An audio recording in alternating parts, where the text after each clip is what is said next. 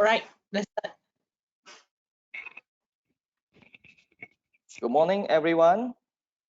Right now it's already 10 o'clock. Thank you very much for coming in. Good morning. Welcome SME Association members and the mid-tier companies together with us today. My name is Keng Teck. I'm the National Vice President of the SME Association of Malaysia. I'm also the Managing Consultant of Bisphere Brand and Marketing Group, advising mostly on the small, medium enterprises. Currently, I'm also sitting in the steering and technical committee of the MITI Industry Forward Readiness Assessment Program. Now, today, I will be your moderator for this seminar.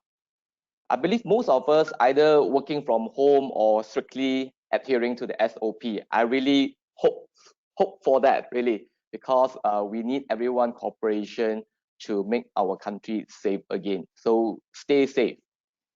Today's webinar is a joint event by Malaysian Productivity Corporation, MPC, and SME Association, SME Malaysia.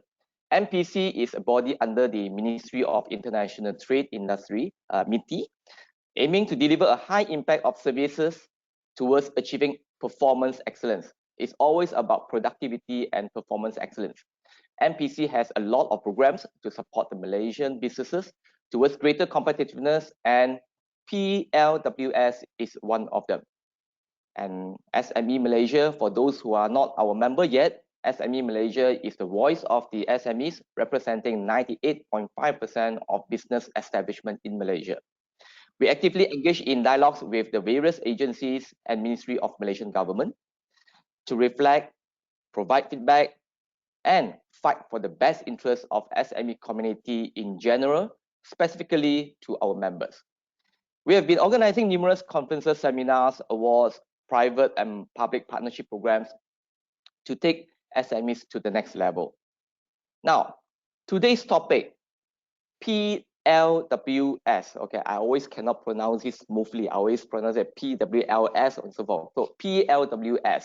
Okay, PLWS, or Productivity Linked Wage System. It's a topic that is very, very near my heart, frankly, because I run a strategic branding company in the SME development consulting. Talent is one of our key assets. Okay, without this talent, we cannot grow. Okay, the growth potential of the company for you as well, for many of you, is highly dependent on the productivity of your team members. But yet, how are you going to increase or motivate and encourage the productivity among them? Okay, most of my team members are in operations, consulting, and creative production. So I always wonder, hey, how am I going to reward my team fairly? Because if you reward someone, the other team member will say, how come you're not rewarding me? And do we have a structured way of doing it? And with this structured way, would the productivity increase? So these would be the topics that we will be sharing and discussing today. Okay, some of the things that in my mind would be maybe later on Mr. Sugu and Anthony would be sharing with with us as well. Maybe like what are the criteria to be used to reward admin staff, creative designers, and videographers? Okay, because they are not sales staff. Okay, what about marketing staff that promote the company and creating a lot of leads but not responsible for sales? Okay, because a lot of times for SMEs, we very focus on the sales team. We reward the sales team. We always think of the, hey, they have made the sales, we should give them commission, should give them the bonuses. But what about the operation team? Okay, and then how about the team members who practice our values? Okay, values is very important in our company, and maybe they even mentor the other team members. How are we going to reward these people? Okay, should we actually offer bonuses, commission, incentives, or even profit sharing? And if you know what you have decided what to do, but how to do it?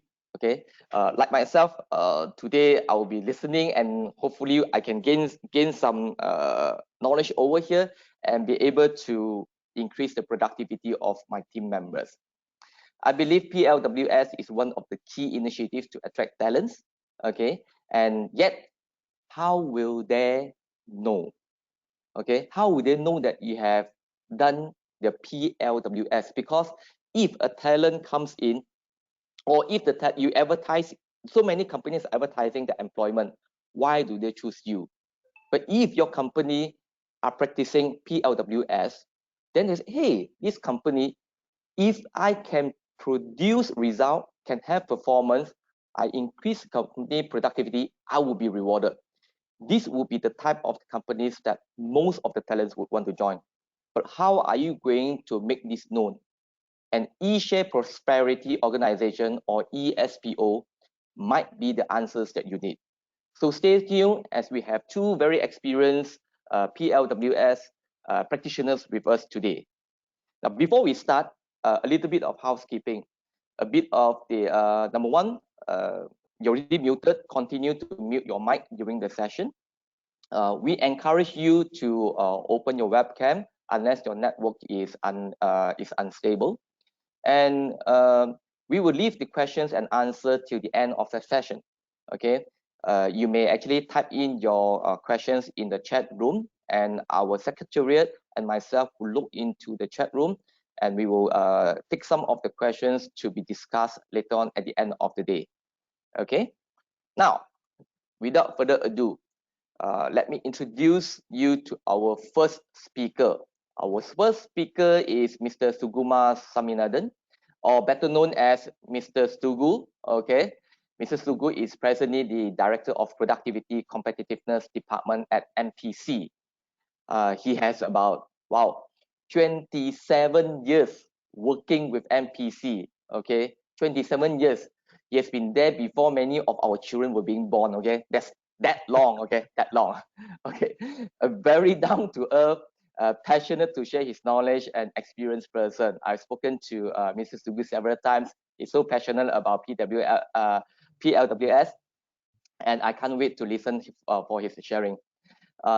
He trains on PLWS, is the Asian Productivity Organization APO Technical Expert Services.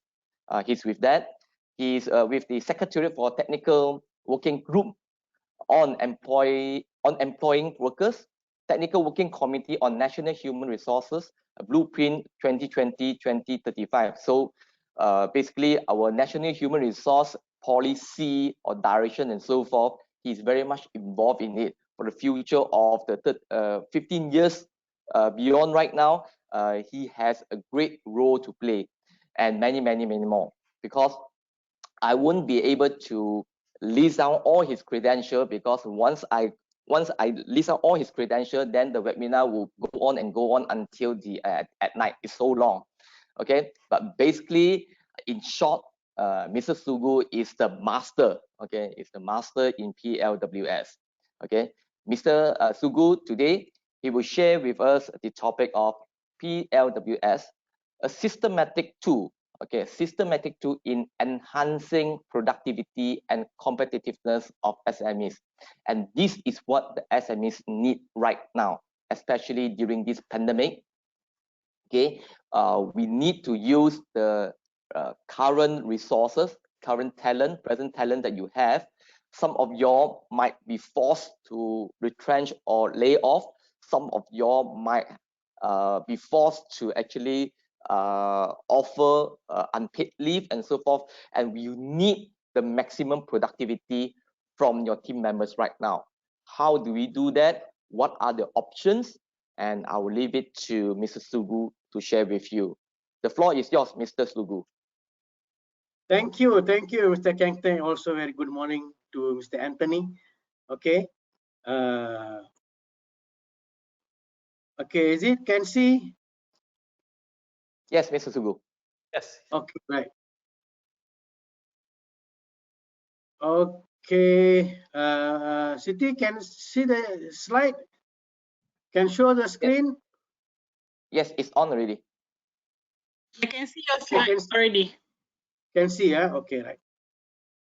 Very good morning. But I cannot see mine, lah, Mr. Moon. Hold on, It's okay. You just put. How? Siti, can how? I cannot see my screen. You can. The screen is already on. What you can do, Mr. Sugu, maybe you can actually turn up your screen on the PowerPoint yourself. Then maybe when you want to go to the next screen, CT can actually move the screen for you. Okay, okay, okay, hold on. Okay, because I need to see the screen before I can. I think you have to. This one you have to how to say it? Zero down your web data because it's a floating mechanism here. While Mr. Sugu bring up his slides. Okay, thank you. Today we have 106 participants over here. Okay, can you show the screen more? Those who are here. Yes, it's on already, Mr. Sugu. But I cannot see my screen here. Oh. Hold on. Okay, I can see it. Okay. Very good morning, Keng Teck, and also members of the webinar session today. I'm Sugumar Saminathan, as mentioned by Mr. Keng Teck.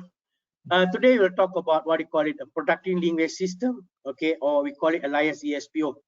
This was specially designed for SMEs, okay.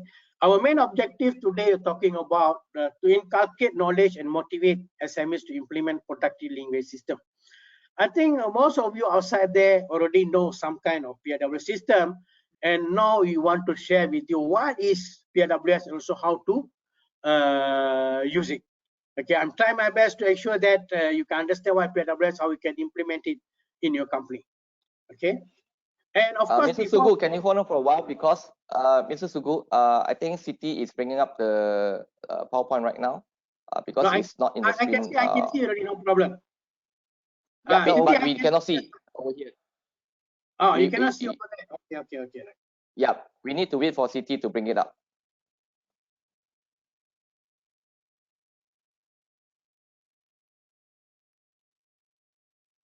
Siti, is it okay? Everything? Siti, can you share the slide? Okay. Yes. Okay. Yep.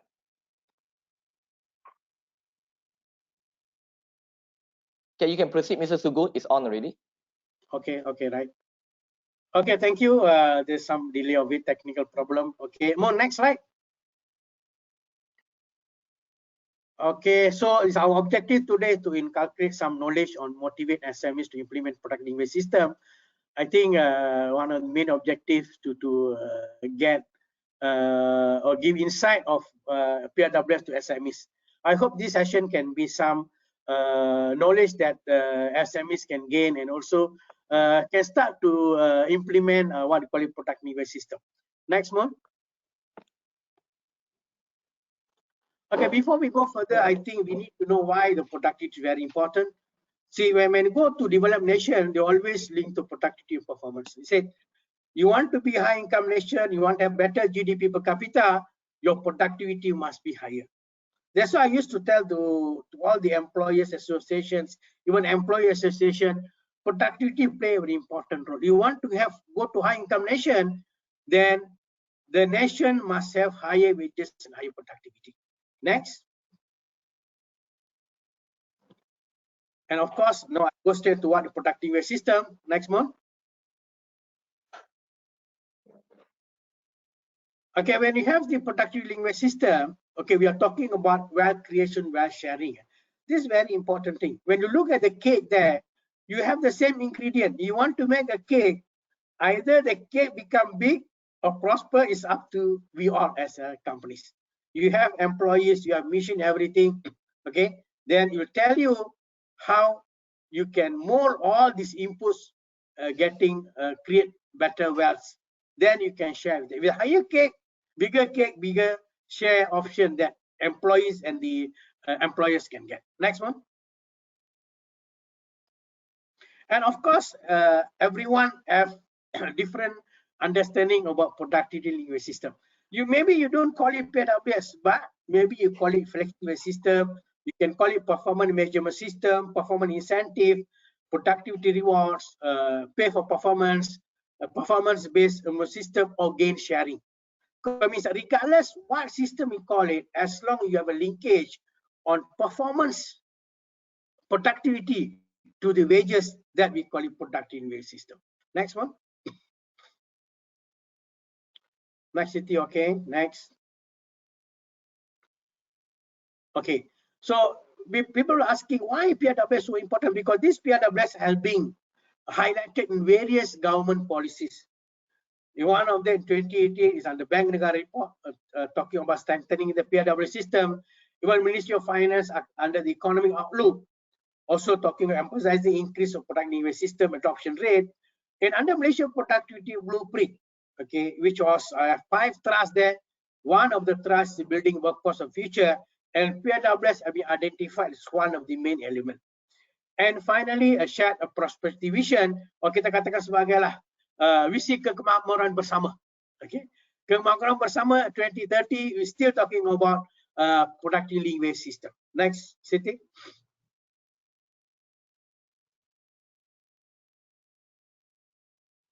Okay, I just want to give briefly talk about when this PLWS starts. This PLWS starts in 1996. Okay, it's a tripartite agreement between MTUC, MEF, and also MOCHA. And the beginning in the left-hand side, that's the first guideline. Maybe some of you have the guidelines there. Okay, but that guideline have 4 important objectives of it. Okay, establish a closer link between wages and productivity. Okay, develop a wider systematic approach towards improving productivity and wages. Ensure active involvement and cooperation of employees to develop PLWS. Ensure employees obtain a fair share. Because currently, when you talk about wages, there are 2 sides. One, all the wages decided by the employers. Okay, and the employers, some of them go through the collective agreement. Okay, but when it comes to the sharing part, there are always some grievances among the employers and employees. Okay, employees already ask why I don't get any increment, why there's no bonus, why there is no incentive. But company used to say, no, we cannot pay you because we don't make money. No, there's no productive improvement. So you must prove it by having a system to let the employees understand, look, you want to pay more, I must perform. You must perform, company must perform. Though I can pay you bigger share, you know. So the employees cannot just ask for increment, you know, ask for bonuses, ask for a lot of incentive, but there's no output on that. Of course, it's very important to make sure that both of them benefited end of the day.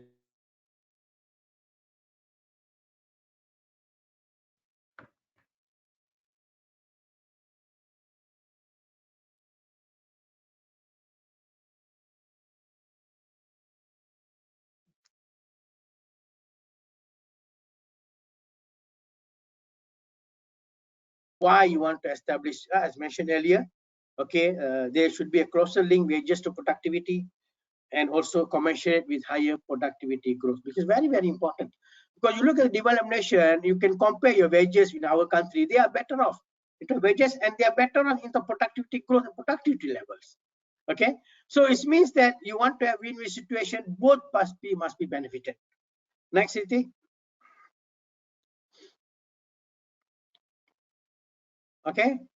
Okay, so I straight away go to the component of PLWS.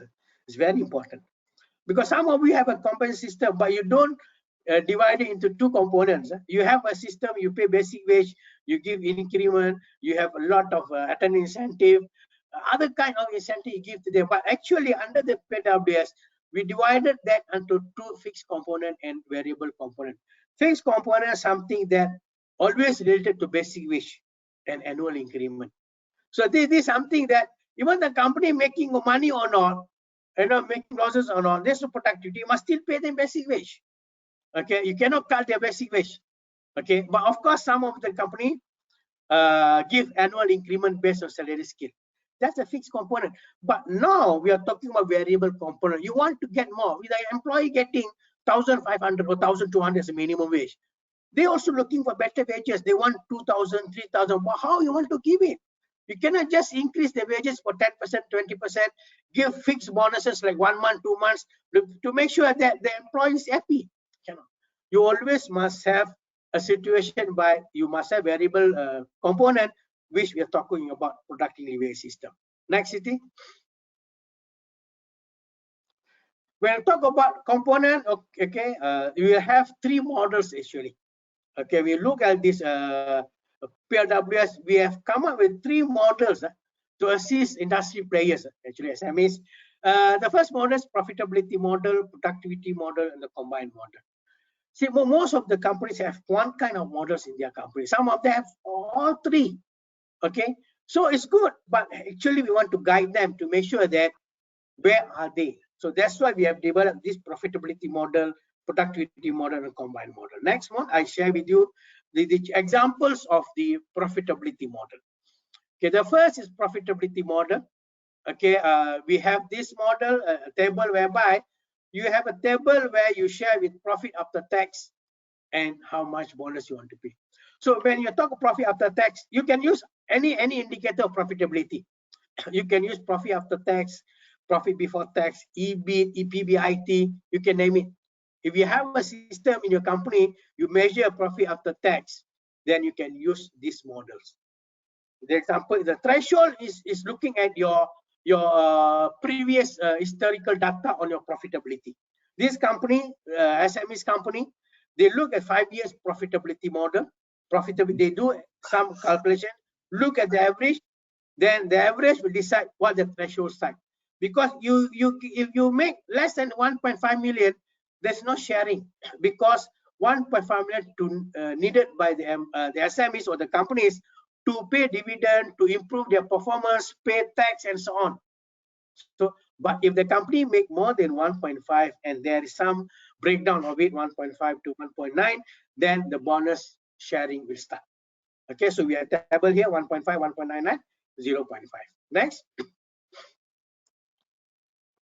This one based on monthly bonus. The second example, look at the quantum base. You know, the same profitability model. We call it profit before tax. Okay, profit before tax.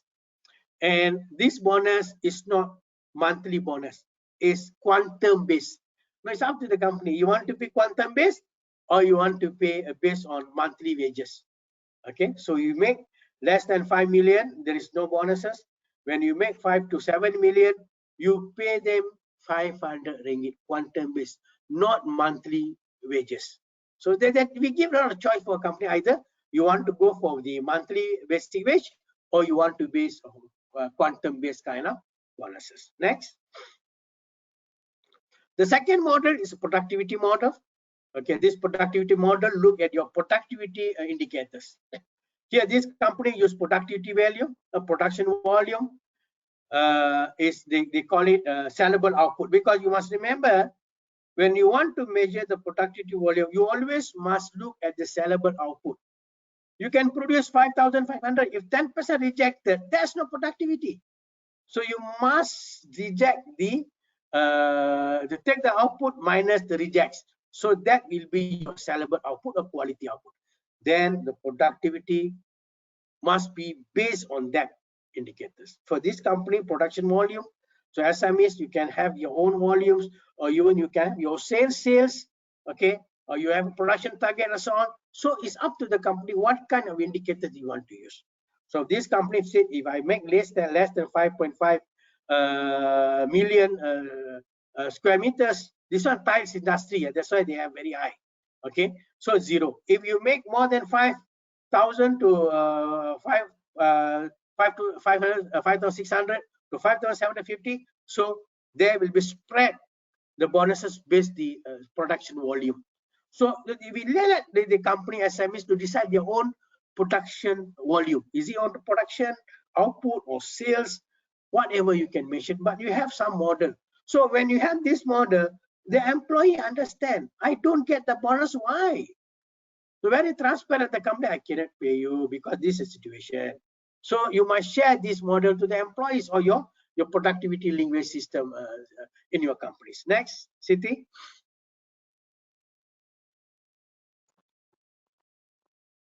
The second example of productivity model talking about your plan target. Some of the company, you plan your targets. I want to achieve 80%. That's our target. If you achieve below 80%, there will be no incentive. If you achieve more than that, okay, then the incentive will start. The amount of incentive up to the company, we just put an example here.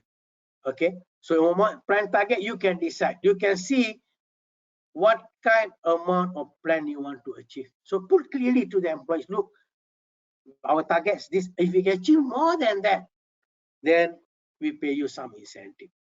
Next, Siti. Another third example under the productivity model, we have this company has come up with this 5 main criteria. Okay, they look at the production targets, they look at the quality output, they look at the customer complaint, they look at the maintenance and discipline.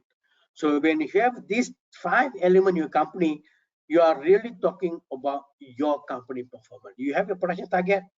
If, for example, your 5 indicators, if they achieve all the 5 indicators, they can get 100 ringgit per month. So customer complaint 0, quality output 90%. There is no machine breakdown that month. There's no reminder on the discipline problem among the employees. So if that employee have achieved all these 5 criteria, so this guy will get 100 ringgit. So you can make it 200, it's up to the company side. Okay, so if you achieve 5, they can get 80 ringgit as incentive. So this actually talking about monthly based incentive. Next one, Siti. And then the last model, we call it combined model. This is the model that we actually encourage company to adopt. Because why? You have a metric system, you look at this performance of the company, and you look at the employee performance. Okay, you have both. The company perform, you also must perform. So for example, if the company make above 5 million, okay, and the employees scoring more than 80% of their performance appraisal system, okay, they can get 2 months. Actually, when you have the system, you are talking about motivating your employee. It's not enough just talking about company productivity performance. You also must look at this your performance. So actually, we actually encourage more company to go for metric system. Company perform, you perform, I gave you better wages or better bonuses. Next. Next, Siti. Okay. I just want to briefly explain. There are a lot of few elements under PLWS. You'll be asking what elements of PLWS are talking about. Okay, I share with you around 10 elements that I think that is quite meaningful and useful for SMEs to implement. The first, non-contractual bonus. See, when you have contractual bonus, you cannot take away. If you, for example, in the collective agreement, if in the agreement mentioned by 2 months bonuses, okay, say we don't make profit, I cannot pay you 2 months, it's against the law. Okay, you must give them as what stipulated in the collective agreement. For PLWS, we don't encourage for fixed bonuses, we encourage for variable bonuses. So the first element, non-contractual bonus, flexi bonus system are determined according to company profit, employee performance, or both of it. So remember that the matrix model I share with you, that's one of the elements of it. The second element is contractual bonus and non-contractual. But this one both. Some company they have a CA, so they have fixed bonuses and they also contractual bonus, also non-contractual bonus. The third element is quite interesting because we are talking about salary increment depend on employee performance. Some company they have fixed increment because there are 2 categories of increment. One, you can see the salary scale. This year you have, for example, 1,100. Next year there will be some small increment that we call it salary increment, fixed salary increment. But we want to encourage more and more company to go for salary increment based on performance. A good performer will get some kind of little bit extra increment because this why, because you're talking about cost of living and make sure that the employee happy. So I perform very good in 2020. Oh man, I get another 10% increment. Okay, so it's very good for them. So they're very happy because a motivated employee are talking about higher productivity for a company. Because why? When they are motivated, they are engaged. When they engage, they are very productive. If they're not engaged, what happens? They come to work. They come 9 o'clock, but they don't work at 9 o'clock. No, they look at the phone, look at WhatsApp group, then they will start 9:30, 10 o'clock. We don't want that. We want to make sure that every employee come to the company, they must think that if the company prosper, I also will prosper. When prosper occur in the end of the year, I will get some 10% increase. So because remember, in Korea, they are very good at trade dispute. You know, trade every time selalu buat mogok sebagai, so they don't go for work. So it's their right. And the employers, they know there's employer that, of course, okay, never mind, you go lah for 2 weeks. Okay, mogok ke strike ke you buat. So there is no production for 1 week, 2 weeks. But when the strike finish, pekerja itu akan datang balik kepada company. Dia kata, because our strike, company losses, for example, 500,000 ringgit.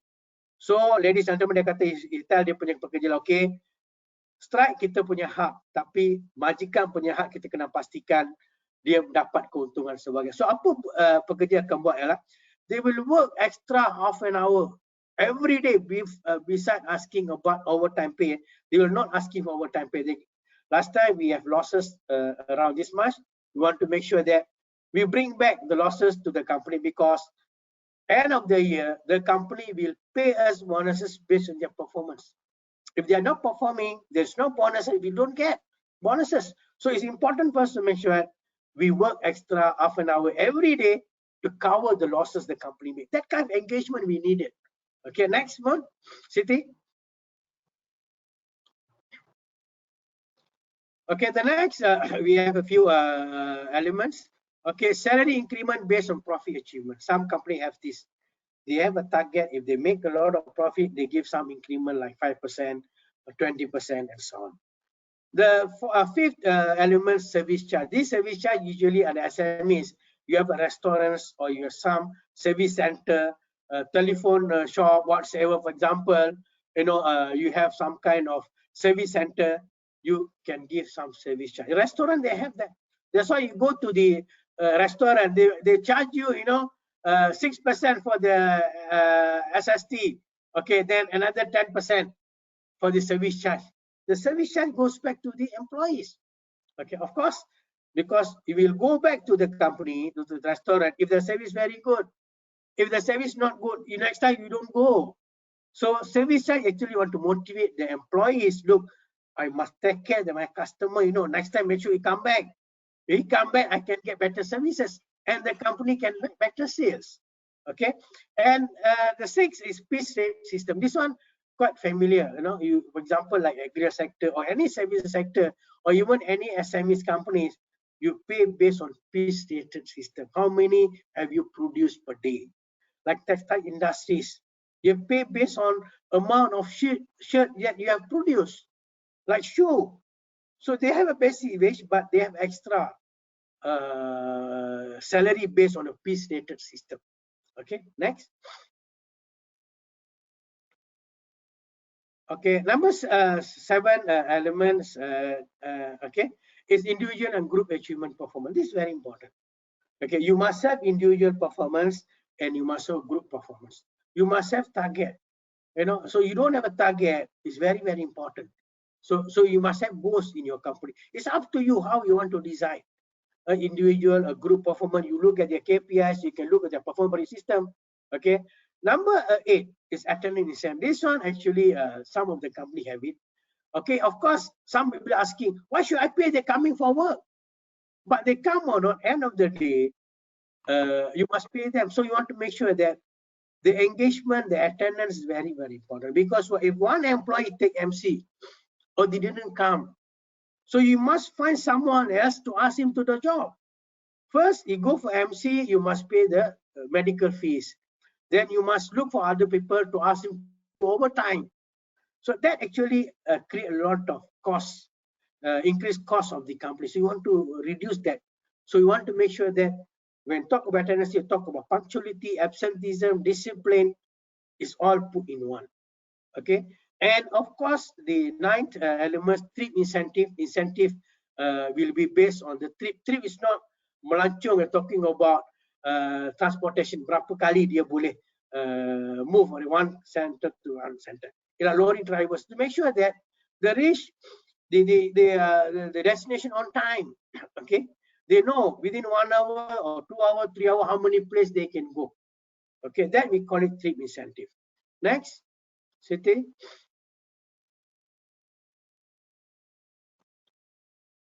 Number 9, sales incentive. This one, I think, regardless what sector, you must have this sales incentive to make sure that they are motivated to implement these sales. Okay. Then 10 is talking incentive cost and time saving. This is very important. Some people don't care about this, but when you have this, we have what we call it saving of time and cost, actually benefit both parties. Okay, we want to make sure that a lot of rejects, rework can be reduced when you have this incentive cost and time saving.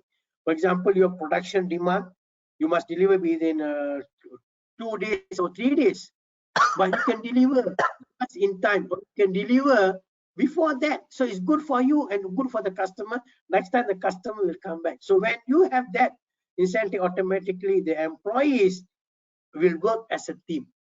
They say, oh, we must make sure that you achieve this, end of the month or quarterly or end of the year, we can get some incentive. It can be very small, but it's high impact to the employees. We have seen this because under a lot of engagement with industry players, we say that previously they don't have. When they start this element, actually we are creating sometimes for motivational tools for them to improve their performance productivity. And number 12, we're talking about allowances for multitasking. Okay, the allowances given to employees who perform 2 or more multitasking at a time. After this, I will share you some examples of PLWS, a real example of the company of multitasking and so on. Next, Siti. Okay, number 13, we are talking about multi-skilling. You have better skills. You know. For example, like a bus driver, last time we can drive only, but with this multi-skilling, he also can make repair. If the car, the bus breaks down in the middle of the road, he can do the repair system. No need to wait for maintenance to come to repair the bus. So there's a lot of things that the multi-skilling help, okay, the industry players to improve their productive performance. And of course, allowances for the skills. For example, your employees go for SKM 1, 2, 2 or 3 on the MOHR, and you incentivize them. Okay, for example, you bear their cost, you give them holiday for going for class, okay, and you actually motivate them. When you have this, actually, you are encouraging the company to go towards upskilling and reskilling of that. And the finally one is the coaching, teaching allowances, whereby you have some employees who can do better job, or you want to use them to make sure that they can perform better. Okay, next, Siti.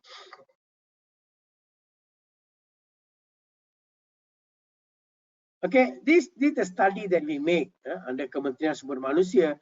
Kita dapati bahawa syarikat-syarikat yang mengamalkan PLWS ini mendapat peningkatan keuntungan sebanyak 10%, peningkatan upah 10%, dan peningkatan productivity sebanyak 5%. It's a proven. Once they implemented, there's some improvement happen. Okay, next one.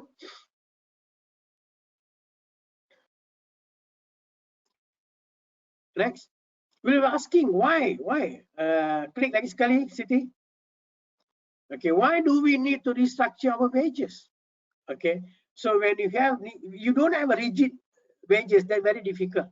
A flexible and competitive wage system will enable companies to make quick adjustment to wages that will ensure job stability and reduce the likelihood of retrenchment in the event of economic slowdown. For example, currently in the COVID-19, most companies suffering. Company only a few choices. I retrench you, or you go for holiday. I ask you to do pay cut. So the important thing is that if you have this system, you just can pay the basic wage only. No need to pay any increment allowances because of COVID. But you maintain that guy. That guy very happy because why? If that guy work in a company for 3,000 ringgit and you say we need to close shop, we cannot pay you, they need to go look for another companies. But of course, the new company won't pay him 3,000, maybe pay him 2,000.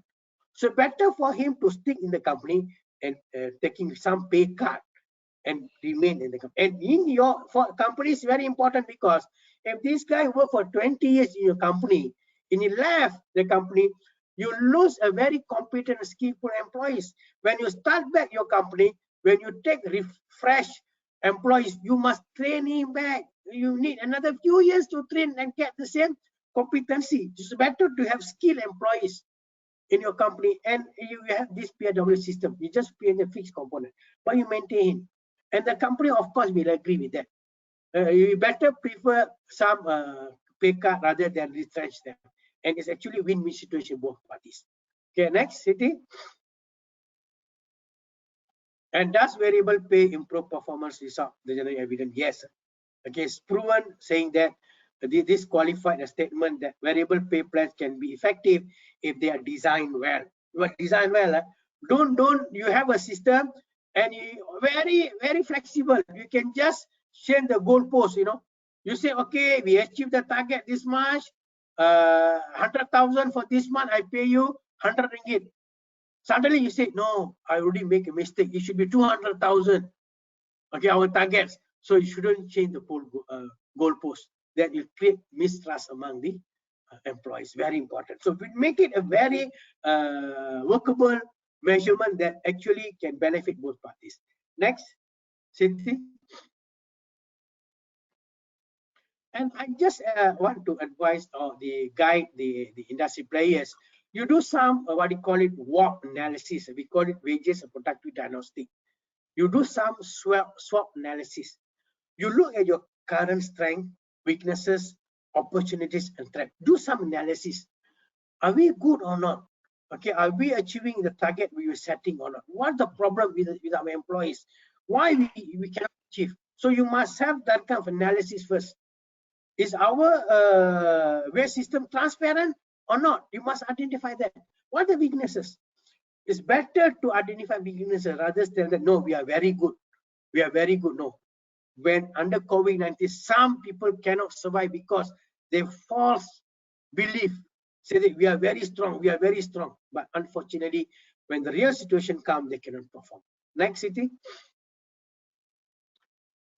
After you do the SWOT analysis, okay, then you look at the SMART principle. Okay, you must next, Siti. So I want to the company, the SMEs, for example, do some SWOT analysis. Okay, next, Siti. SMART, as you know, is specific. Okay, under the specific, measurable, achievable, realistic, and time-based. Is very principal guide or tools to develop a very meaningful and impactful wage system. Next, Siti. And specific, as mentioned here, the goals have to be specific. It's difficult to pursue goals that are ambiguous and not well defined. Very important. You don't specify the goals, then you don't specify. You keep on changing the whole goals, the system does not work. Okay, therefore, the wage system should be specific and well defined. The company must spell out the measurement and indicators used to the employees. Tell them. You design it, but don't keep it yourself, because you design, the implementers, the employees, they will implement. You must measure, design, make sure that is useful to the employees. Next, Siti. And another important part is that measurement. Okay, measurable. The implementation of PLWS need constant monitoring, periodic review, and will be possible and purposeful only if the system is accepted by both employees and employees very well. You can have very good system, but it's not accepted by both parties. The system fail. I've seen a lot of companies fail that. Now, when I ask them how many KPIs you have, oh, we have very good. We have 10 to 15 KPIs. No, the worst company have 30 KPIs, but fail because you shouldn't have too many KPIs. What do you want to achieve? I think Mr. Anthony agrees that, for example, we have very 3 to 5 KPIs, key performance indicators. It's not product indicator, it's key performance indicators. You must have 3 to 5 KPIs only, not too many. It will not fail, because I've seen a lot of companies fail that. And the development of wage system must be measurable, meaningful, and motivational. One must be measurable. Meaningful means that their impact for me. You don't have just measurable, only good for measurable. When you have implemented, achieved the KPIs meaningful to the company has prospered and so on, and motivational to the employees. When achieve, they are motivated. No, we already achieved the target. Okay. For example, you're talking about market share. Previously, you only have one market share. Your target, okay, I want to achieve 5%, want to increase market share 5%.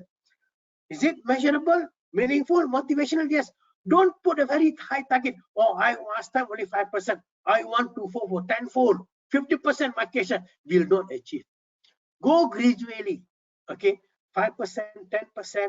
That call it measurable and meaningful and motivational. Next, CT. Okay, next. Achievable, as mentioned here, one of the critical factors of the success of PLWS is teamwork between employers and employees. If there is no teamwork, the system will fail drastically. Because only good, for example, like Malaysia, some of the Mr. Keng Teck and Anthony, we have a lot of good policies, okay, by the government, but most of them fail because by implementation. Okay, government have policies, but the policies should be workable to the rakyat. So employers is government, employees is rakyat. If rakyat cannot feel it, the policy will fail. It become white elephant. So we don't want that. Okay. And the implementation of PLWS system must have to be unanimously agreed by both parties to prevent the system getting delayed or abandoned. It's it's happening. I've seen a lot of companies fail because why? They have a system, but they cannot implement it.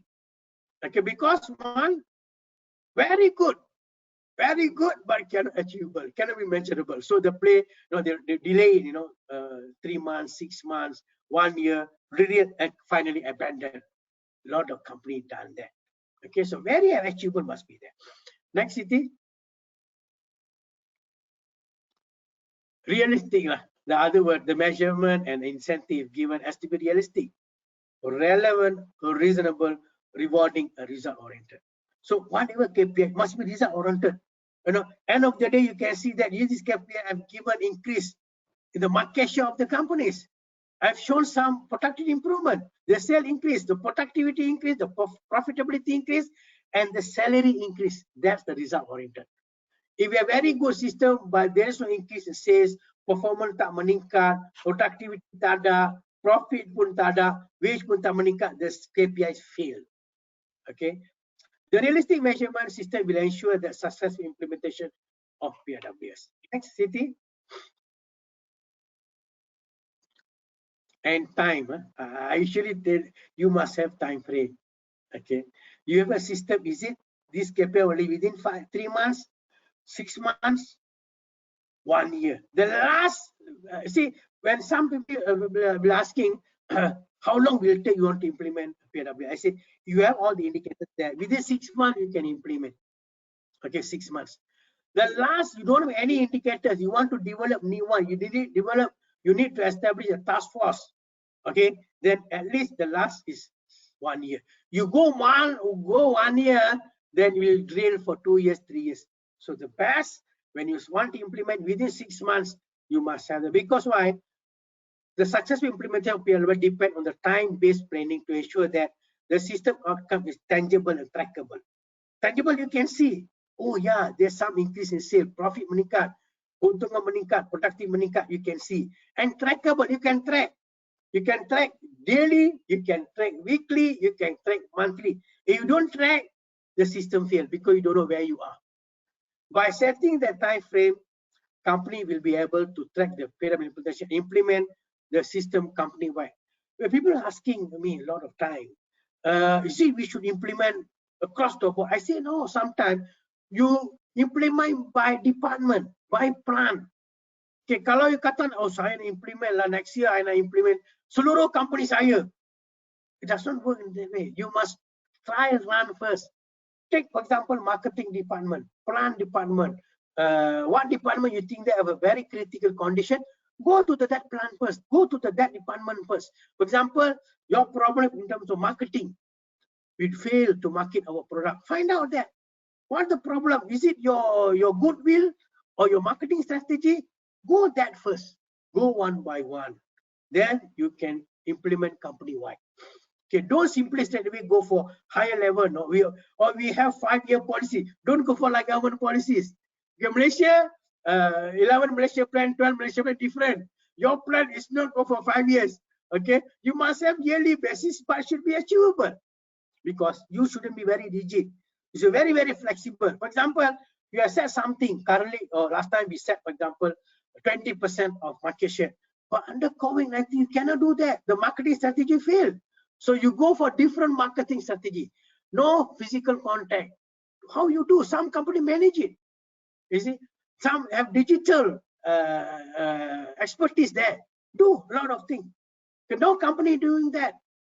People don't go to you cannot see some people put a booth there in the shopping complex asking, can you want to have MasterCard, what card? No, they just call. They have teleworking only. Okay, for example, some of the company most successful business people, Grab Food, Shopee, like this go to meeting, nobody last time no one to use go to meeting, no one to Zoom meeting, nobody want Google Meet, nobody want. No need lah. We go to the office, nice lah, got tea lah, go makan, minum semua ada. Okay, but when the times come, you have no choice. You want to survive, you must transform your technology. You must be very innovative. Kalau pekerja saya tak tahu lah, bos, go to meeting, I don't have the expertise. Ask them to learn. No, Zoom saya tak tahu lah, bos. Google Meeting. No, the time has changed. You skill them, reskill them, upskill them. Then you can survive. So the employees have no choice. Employer also must learn. Last time you have a meeting, go to office, finish, talk. But now you can very productive. You can have, last time you can have only 1 meeting, 2 meeting. But some company finish their KPI with meeting only, no outcome. How many meetings you have? I have 3 meetings, 4 meetings. But meetings one of the KPIs to achieve your goals and targets. Okay, so by setting the time frame, the company will be able to track the PW implementation, implement the system company-wide is very important. So you do slowly, but of course, don't too ambitious, one by one. And NPC, Mr. Keng Teck, can give some advice. We have virtual advisory service. No need to come. So we have email. You need some information, we can give you some virtual advisory service. So there's whoever really want to implement it. Next city. Mr. Sugu, you still have 5 minutes to go. Sorry. Yeah, I finished by 10 o'clock. Okay, right. Just the phases. Next city. These 3 phases. Okay, 1, phase 2, phase 3. Just guided. Only to Mr. Keng Teck, I can give this slide to all the members. Okay, they can go through the slide to better understanding of system. Next city, because this is most important. The examples of PLWS. Give me another 5-6 minutes. And this is the task force. Okay, master advisor. The CEO must be there. The committee, head of department or HR. This one quite maybe large company. Your company maybe you can very small enough, but you should be guided by CEO and by head by HR department. Okay, and also you don't have union. Okay, but you must employ that. And your small department there, ask them to be part of this because they will be implementing it. Next city. Okay, this is the TOR. Okay, you just can go through it. Next city. Okay, just before I finish, I just want to share with the examples, real examples. This company have a fixed component, a variable component. Under fixed component, basic wage and minimum annual increment. And under variable component, they are all the 3 they have in the company: profitability, productivity, and combined model. Next city.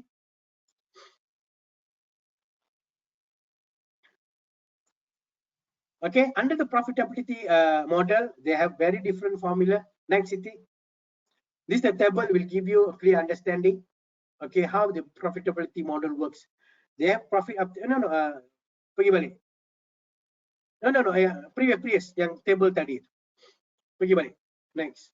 Pergi balik lagi sekali. Okay, this one. So they have profit after tax, their monthly payroll cost.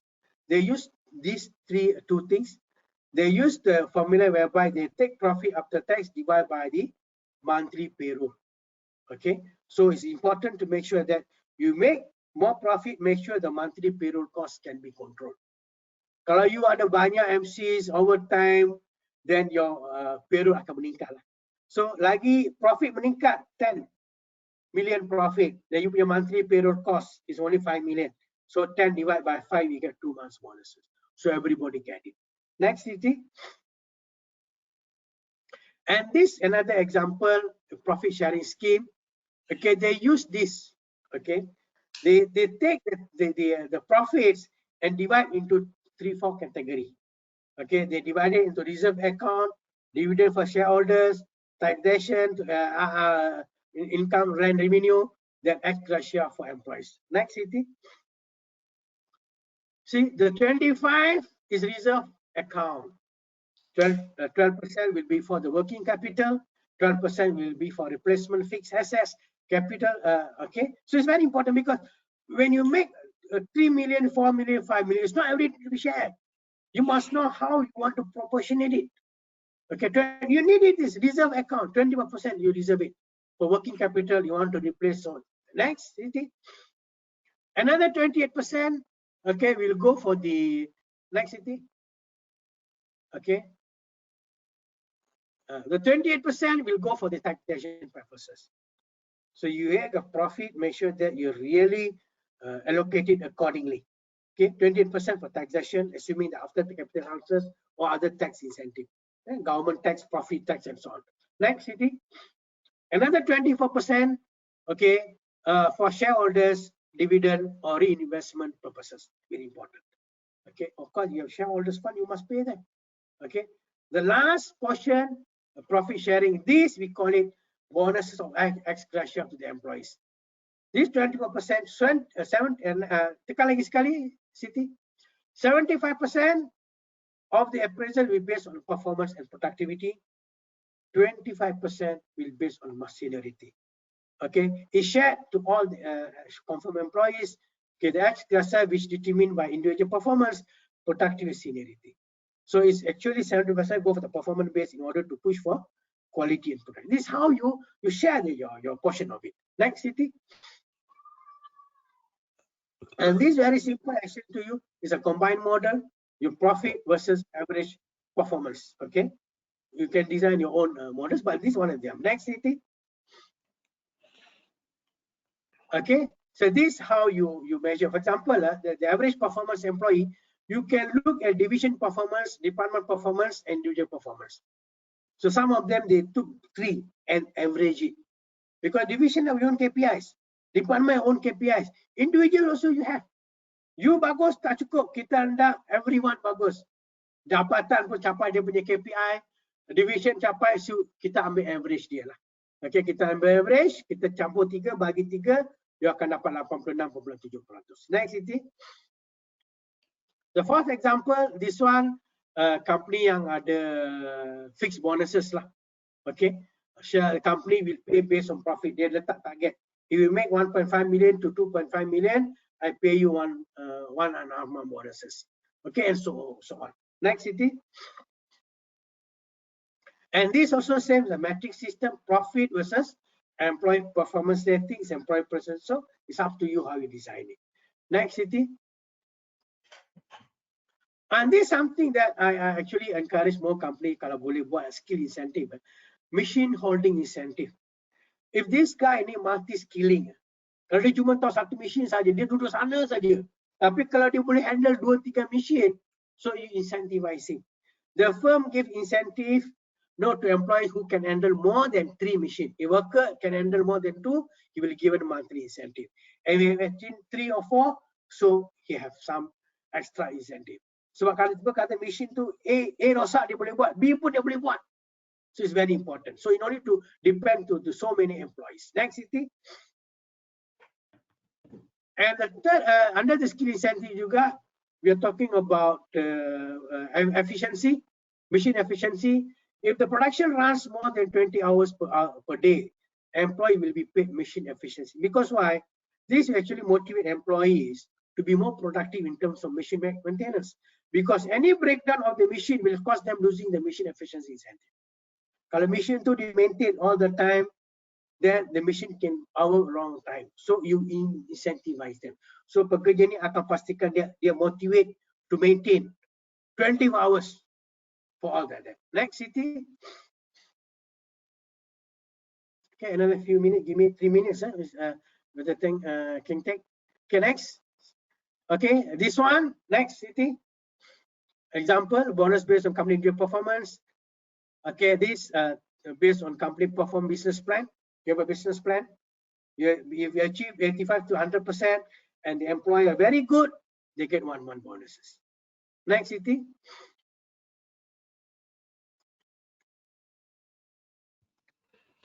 Okay, the debt incentive collection. Sometimes Keng Teck and Mr. Anthony are members of the participant. Debt incentive very, very important.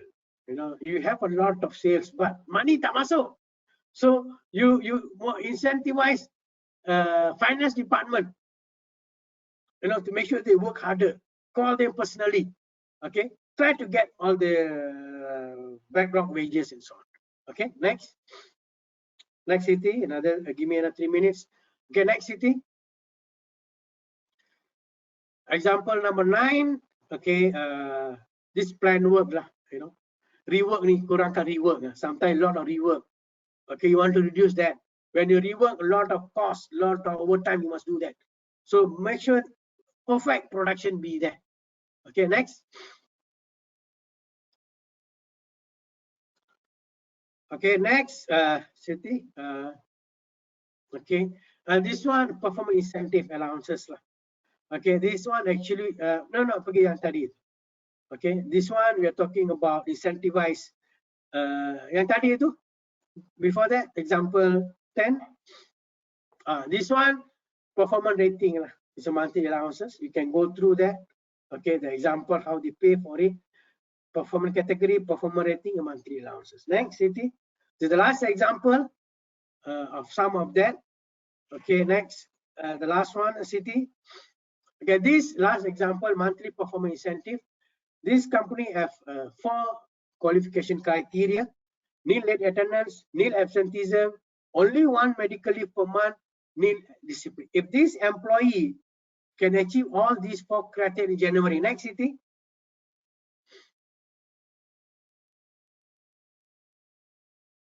Next, if this guy can achieve in January all the 4 criteria, he will get monthly amount 35.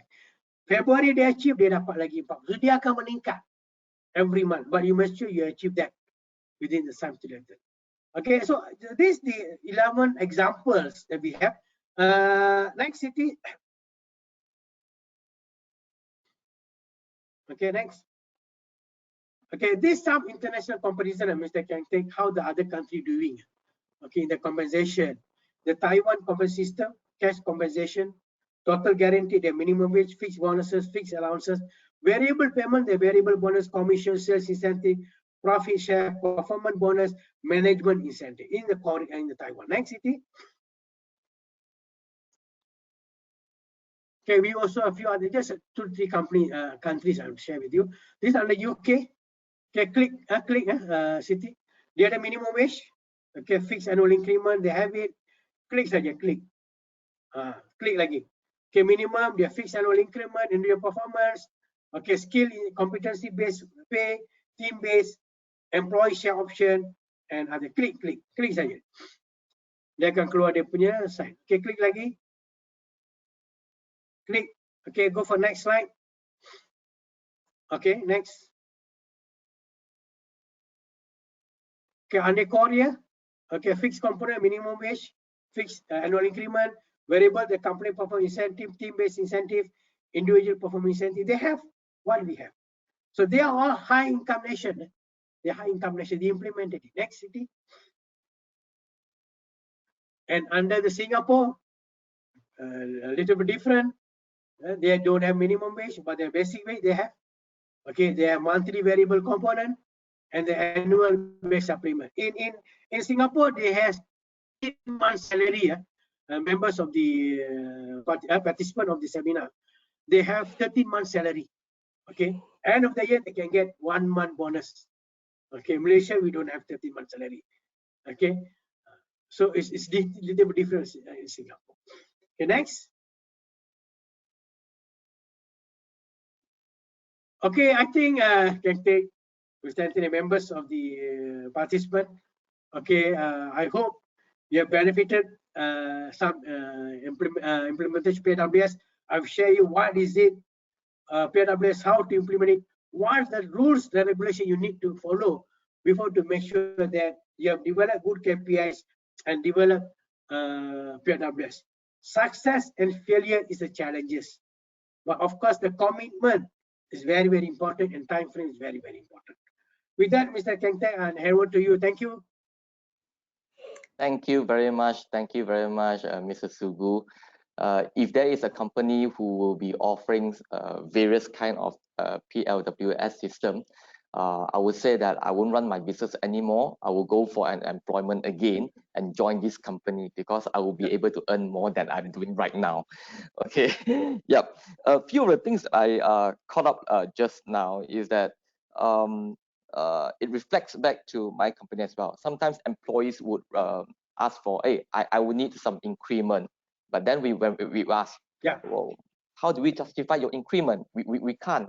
Then we have to reflect back. We as SMEs have to reflect back. Have we actually put down the system in place? So if we have not, then both the employee and the employer would have a tussle in terms of why are you not giving increment? And then the employee will ask, what is your productivity? But it's not set yet. One example that my company do is that for those employees who does not have an MC with a doctor claim, let's say we will allocate 1,000 ringgit a year. If you do not claim this 1,000 ringgit, this money would go back to you, and you can use this 1,000 ringgit to buy your business attire, medical checkup, eye care, and so forth. So to groom themselves. So this is part of it that we do. And for SMEs, I think a lot of the times is that the SMEs didn't do is that the goals are, the KPIs are not specific. We always change our targets because of the following of the economic situation, and there are too many KPIs all around. So we really hope that the MPC, the services offered under the virtual advisory services, will be able to help more of our members on that. And maybe during the question and answer, we can ask more about the services. Without further ado, I would like to introduce our second speaker. Our second speaker is Mr. Anthony Tan. Anthony is the founder as well as the principal owner of the Foresight. Okay, Foresight is a senior lead consultant specializing in the field of the performance management. I really need to learn from this guru. A certified strategic management and balanced scorecard professional from Balanced Scorecard Institute and George Washington University. Basically, a lot of consultants got certified. I'm not. I need to certify myself as well.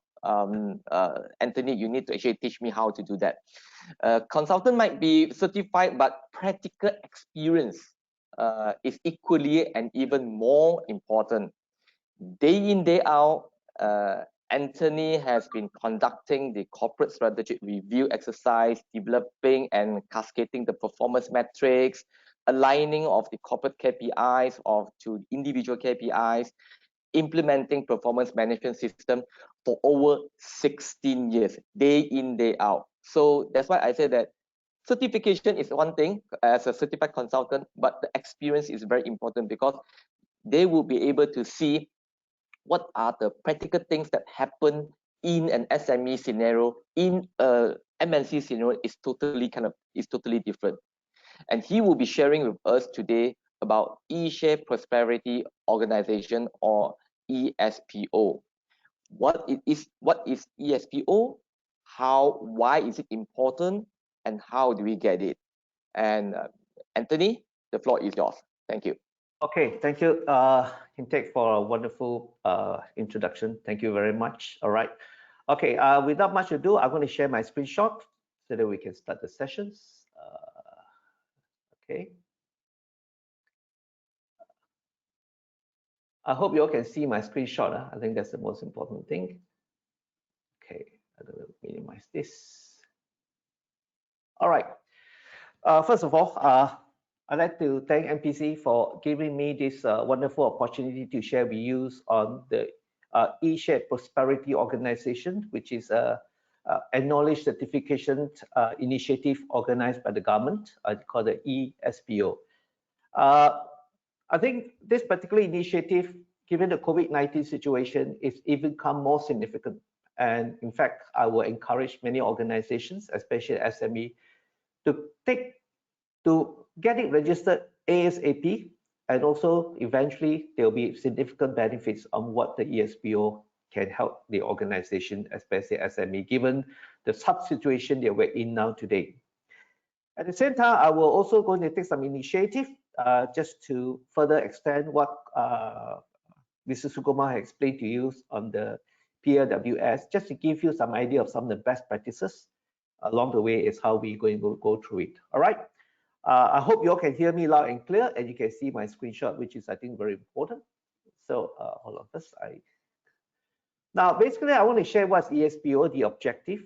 Okay, what is PLWS, which Mr. Sugumar shared with you, but I will only cover what are the best practices. I will also talk a little bit what Sugumar has mentioned to you and how this can be implemented. And of course, I will cover the benefits. And of course, most importantly is how to get your company registered.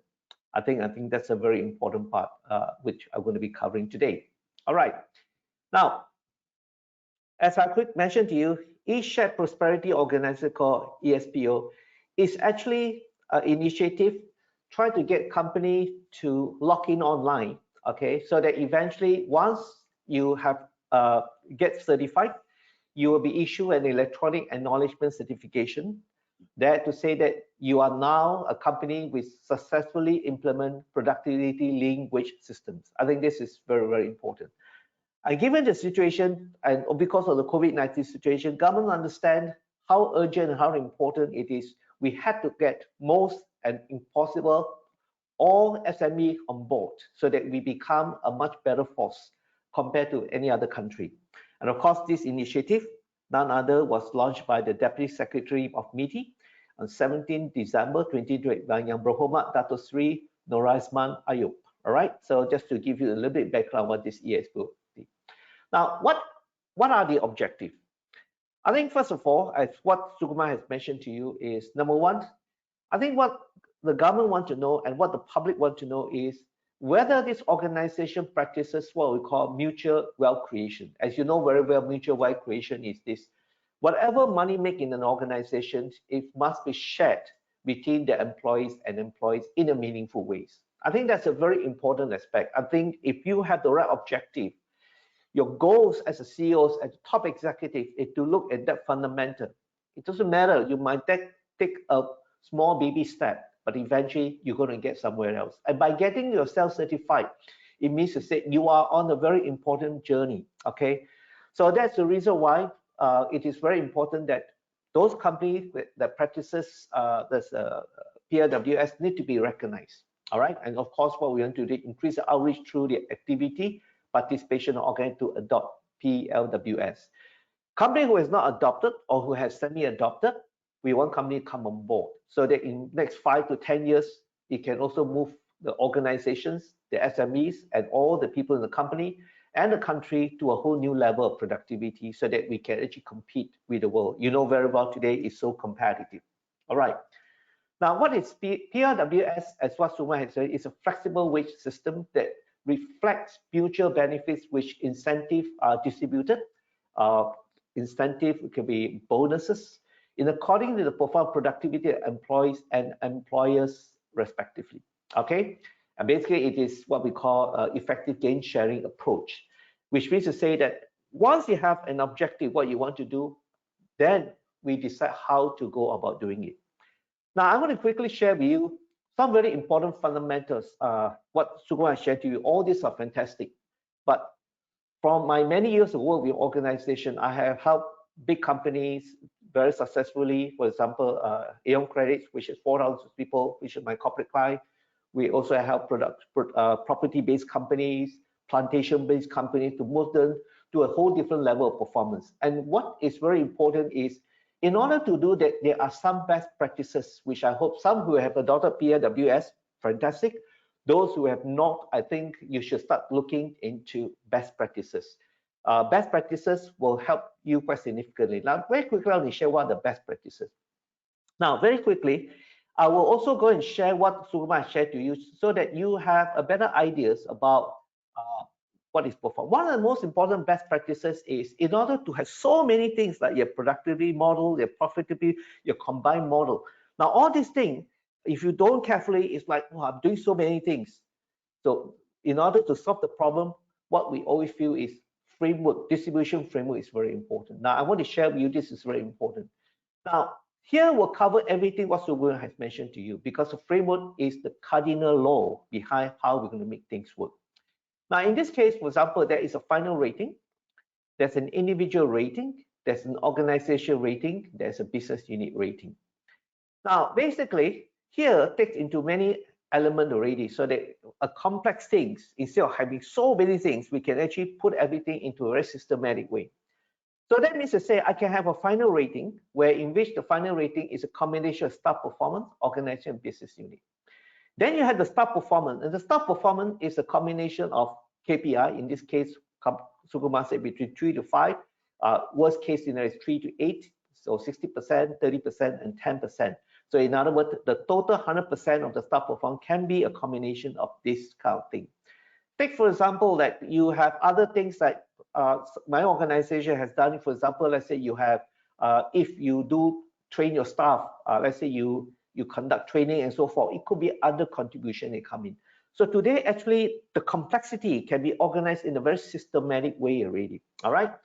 And then your 60-20-20. This 60-20-20, it depends on, for example, what we call a distribution criteria, which means to say you need to understand. Again, this is a very complex situation. We simplify means the percentage can be various depending on if you are a junior staff. 80% of your contribution will go into the final rating. If you are top executive, 20% will go into the final rating. If you're senior executive, that means to say you are governed by the performance and organized business unit. Just to share with you this. So this percentage can change depending on what level you are. So these are some of the best practices which many of my corporate clients has actually adopted it, and they find that it's actually bring a whole level of confidence. Now, I'm not saying that it's good system or bad system, but what it does basically, it brings a whole level of confidence between the employee and the employer, because I think that's very important. People must have confidence.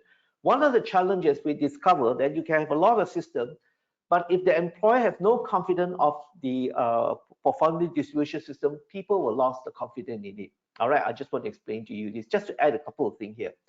Then the final rating. Now the bonus, this could be this bonus, okay, is dependent on the final rating. Of course, this percentage can vary because it depends on this.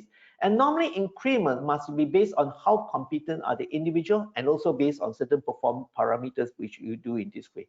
So in the real world today is this is a very important model. And this model is not something that is new. This model was even used by Aon Insurance, the German company, who used this model way back in the late 90s. All right.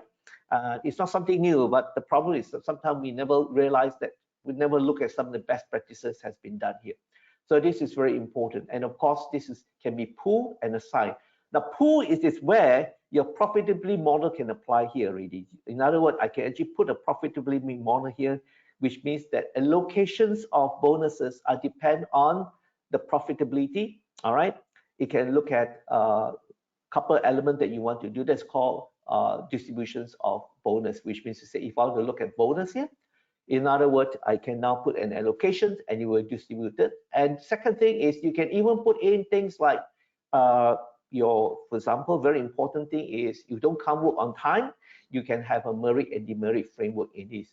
So today we don't want to have too many systems, but we have many methodology that we want to look into how performance can be done. You can have a location for pool bonus, you can use assigned bonuses and so forth. You can even combine sales incentive together with performance incentive by putting what we call adjustment factor here. I won't go too much into, but just to give you the hang of it is this framework is so important. I always encourage organizations, okay, to actually adopt good framework so that eventually you want to make sure that you can actually implement this successfully here. All right. So you can take a screenshot here, or you can ask for the slides, and I probably will send it to you to do the slide here. So I won't go too much in details, but I just want to share with you how this thing can be done. You can even have increment, for example. I just show increment can be based by how competent you are. You can also look at work performance. You can combine them. Then you can even do allocation, how much that you want to pay, put a certain percentage, and you will adjust the increment as according to the amount of money that you want to allocate for total increment by month, salaries, and so forth here. All right. So basically, just to give you an overview of this. So the correct framework today is that bonus and increment now must not be based on a single factor. It's called dynamic factors. So which means to say a person can get good bonus, might not get good increment.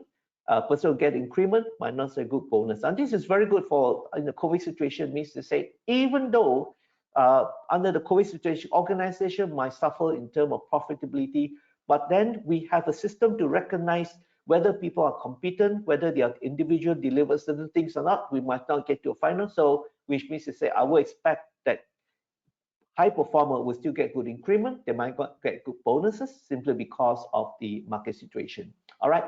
Now, if some of you want to learn more about this, you can go to topforesight.com and go in and see what other things that we can do here. So that will give you a very simple introduction on what we call PLWS from the standpoint of practicality, from the standpoint of best practices and so forth. All right, this is just to add in a couple of things what Sugumar has said, because we're talking about productivity model, we talk about profitability model, we talk combined model, but you have a framework, you can actually implement all this very, very successful. You can have a monthly incentive bonus, payout also is not a problem by piecemeal, by month, or by any other things. All right.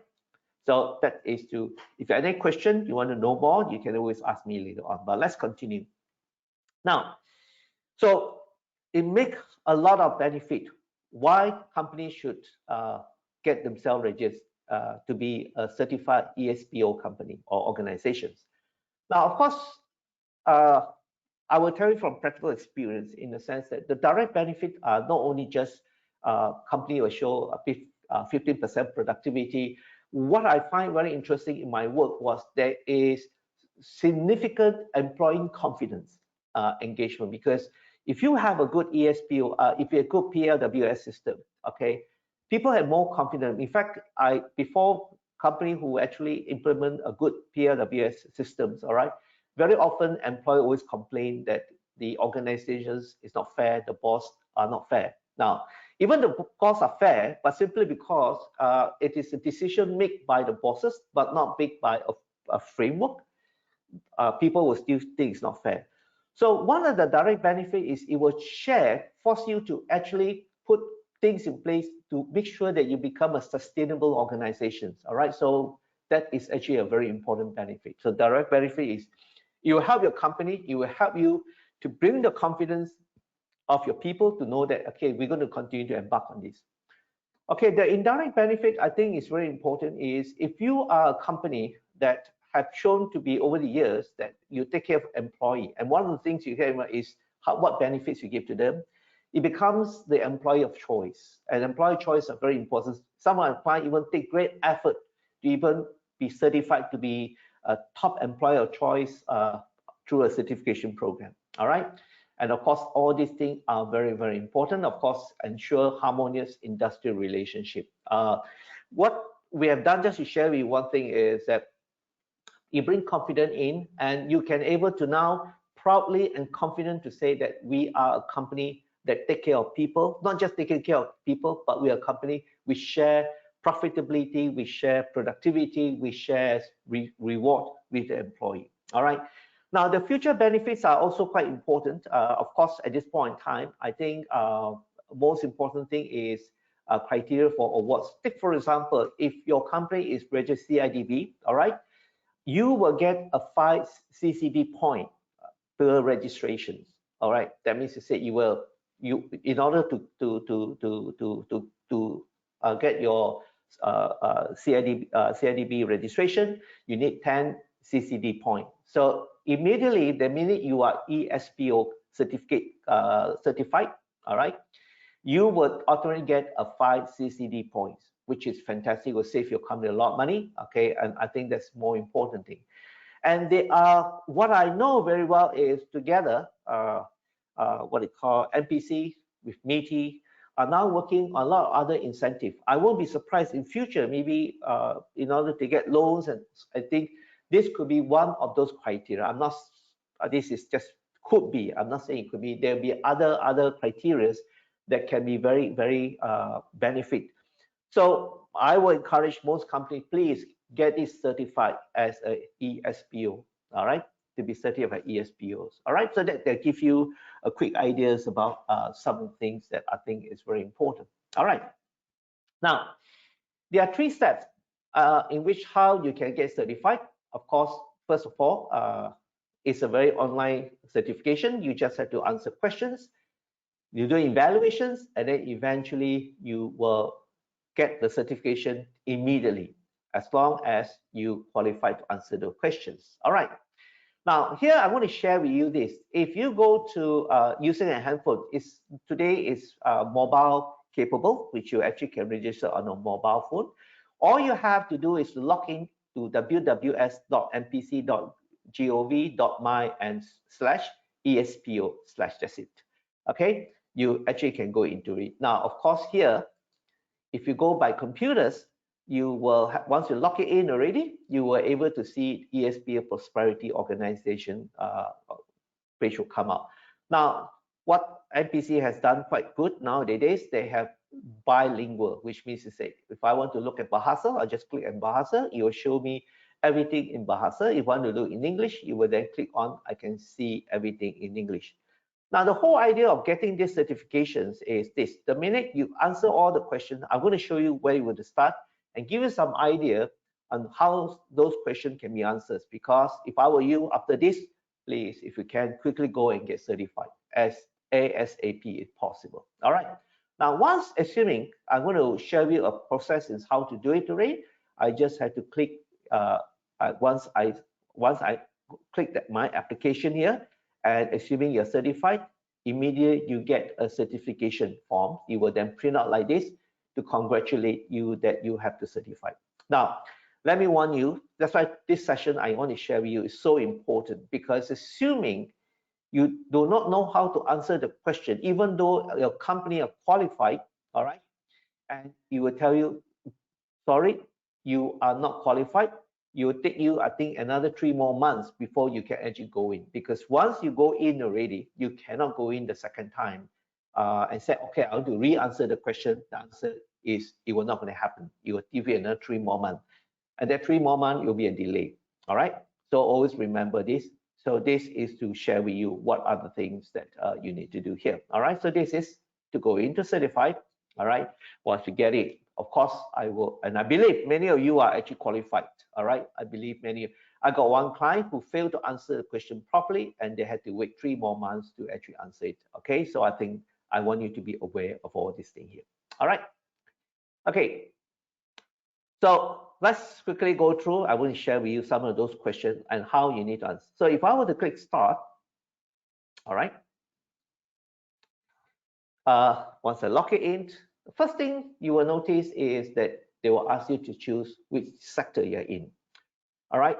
Now, of course, some of you, I have people who tell me, but Anthony, I do not know which sector I'm in. So what I would say, one thing is the sector that you might in might not be exactly here, but you always use what is the most probable. If you're manufacturing, you might be certain type of manufacturing. Your services, anything services means you're selling products or whatever it is, you will normally click in here. So I think 2 of the most common would be services, manufacturing. If you're a plantation company, you just click agriculture. If you're mining and you are some, you will put them mining and quarry. Let's say oil and gas probably will come under here as well. If you happen to be oil and gas, we will put mining and quarry. Was anything to do with digging out something from the earth, it is also mine. If you're construction or property development, I will generally will go into here, construction here. All right. So basically what you need to do, you select one of the sector, you click on it. All right. So once you select the sector already, okay, you can see that in this case, I've selected services. All right. So this is basically just to give you an idea. After I've selected already, I will then submit. Okay, I click here, submit. So when I submit, okay, what happened is there are 7 forms which I think are very critical you need to answer here. Okay, number 1, your organization name. Okay, type it properly. your registration. This is very, very important thing. All right, you've got to make sure you get the right registration number in. All right, this is mission critical because eventually it will depending on the right. So if you key this in and you key the wrong company name, you're going to have a problem. So in this case, you have to go back to MPC to ask them correct, because you cannot change the company name. So the SSM registration number is very, very important. Of course, you need to collect your key or contact number, so that if any issue they can cover you. If there's any interesting thing, you can be contacted, emails, and of course, what state you're in, the employee information, which means eventually you will have all this information here. All right. So basically, few information are very important: customer information, number of employee, what is your activities, do your company have unions or not, and then after that you have to answer the 20 questions. Basically, that's what about it here. All right. Okay, so this is the first thing that you need to. These are very basic administrative things. So I just want to advise you to make sure that you key in the right information. Okay, especially your SSM. Be very mission critical. Make sure your SSN number is keying correctly. All right, or else later part you will have a problems and you have to, of course, seek the help for MPC services, and they were able to assist you, correct you with the correct information. All right. So all quite clear about how the eSPO assessment tool you need to use it. All right. So once you go in already, you will just have to click the button here. All right. It will then lead you to the questions. Now, I want to explain to you very quickly. Actually, the 20 questions are divided into 3 main components. One is bonus component, productivity performance component, and then the next one is skill incentive component. All right. Now, for bonus in component, there are actually 6 basic questions that you need to answer. I'll go through it, explain to you. All right, they will show you 6 questions. Okay, sorry. For productivity and performance components, they are altogether, I think, 10 questions. All right, 10 questions you need to answer. And then for the skill and incentive component, there are 3 questions that you need to answer here. All right, so that will give you an idea how many questions you need to answer. All right, now, very important. Let's look at bonus component.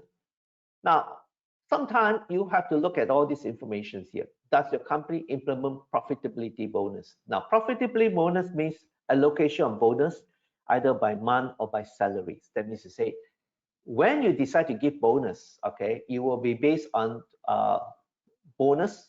When I give to my staff, is it based on the profitability of the company? All right, so you have to do this. The question number 2 is performance bonus. A performance bonus is additional bonus about to reward achieving a specific goal. Now, I will call a performance more like a task-based. Task-based means to say I give a bonus either. It can be a combination of both, because I mean, in my many years of practices with organizations, sometimes you can use a profitability and performance bonus together. I mean, we call productivity. So this will look into whether you achieve a specific goal or target. So a performance bonus can be if we hit 20 millions, you know, these are the what we call X amount of bonuses. Profitably is based on, at the end of the day, is calculated based on profitability. All right. Does your company implement employee-based bonus? So here basically is whether the bonuses are based on individual performance. He or she receive a bonus because of certain individual performance. All right. So remember just now I show you the best practices, which is called the framework. The framework will actually now allow you to have the complexity, how to manage all these things in one single framework. If there's a possibility, we can actually implement those things and see. Question number 4 is, does your company implement bonus based on profitability and employee bonus? That means this is here is profitability, and here is also on employee performance. Okay, like just now I showed you framework is there is an allocation given that is also based on employee performance. That's also based on organization performance. You can actually now combine, depend on what kind of framework you want to do it. All right. So as long as you how to say give employee and profitability, then I will just answer question number 4, because it could be just combine this. Okay, incentive, staff performance, you also just look in the various question here. All right. So let's don't worry about it. I always answer the question, okay, truthfully. As long as you feel that that is what you feel it is, you need to answer it in that manner. So it's just a yes and no question. Does the company implement bonus based on company performance and employee performance? Remember, if I show you the framework, okay, if let's say you use the framework, the best practice framework, of course, if assuming you adopted something like this, you will just answer yes. Okay, it means I also based on company performance, I also based on employee performance, I also do based on profitability. Chances is that there will be organization that actually have done. One of my clients has actually used profitability to decide bonus allocations. My client also have used company performance and employee as an allocation. My client also have not only company performance, business unit performance, and employee performance and comes in. So I think it's very important that today we are living in a very dynamic world. So please answer the questions as you see. So most of my clients will probably answer in this manner. Question number 6, these are basically share options. It's just whether your company has set share options or not, or you don't have share options. So I think pretty straightforward. I won't want to go into this question. So basically, there are 6 questions here. All right. I think it's important. I always say, please answer truthfully. Now, when it comes to product performance component, basically, does your company provide salary increment based on employee performance? Now, again, depending whether the salary increment is based on, for example, like just now I show you the component of increment where you can have employee performance and competency. Okay, so in this case, yes, you will just say that if there is such a component built into that manner, I will answer yes. All right. So that means to say your salary increment is not just by a standard increment, but it's also based on whether the person did perform in certain element or not, whether it's piecemeal or whether consistency and things like this. Then the answer is yes. Does the current incentive based on employee performance? Okay, means this is salary increment is one thing. These are incentives. Incentive means to say that if somebody do an incentive, it could be monetary, it can be non-monetary, it could be trips, it could be, and it can be also performance incentive based on month incentive. So let's say, for example, a company might do based on increment salary. At the same time, there's also, but sometimes some organization, like your organization, might have done this for executive level. They might have do this for non-executive level. All right. So executive level means you have executive, you could be using this, and some company might use a combination of both. If your manufacturing changes is that you have incentive based on employee performance on a month-by-month or piecemeal basis. All right, so it can be do like this. Now, question number 9 is very interesting because some of the question depending on whether you are what industry you are selecting. If you are service, it's a different question. If you are mining, it's slightly different question. So this question might vary. So it depending on whether you have or you don't have this service charge collected and so forth. Okay. Some company might not have reduction in waste. Normally this will apply to manufacturing, but if you are service industry, probably you won't have this question here. So in this case, now of course some people ask me, but Anthony, my waste reduction is compounded into my KPI. Now the chances is we will think compounded KPI because these are not incentive, these are based on performance. But some organizations do like this. If it is an incentive on a monthly basis, okay, you can actually lock it in, or you can actually lock it in on a yearly basis, depending on how company wants to look at it. All right. So that means to say, as long as you have taken waste as one of the components to incentivize people, either by monthly reductions or maybe by yearly reductions, you decide to answer the question in this manner. Cost and time saving. Cost and time saving, of course, this will be based on efficiency, operation efficiency, whether you actually measure efficiency. If efficiency, time saving, how efficient you are. All right. Some company build this into their KPI, meaning how efficient you do it. Okay. Cost means whether there is a reduction in cost or not, things like this. So as long as you have that, you put it in. Person quality is more on the competence. For example, it could be attendance, absenteeism, punctuality, discipline. Now here, you can have incentive means on your personal quality means it could be, for example, like I think Mr. Yap has mentioned that if you don't take leave, I have 1,000 allocations, and at the end of the day, I never take leave. I don't have sick leave.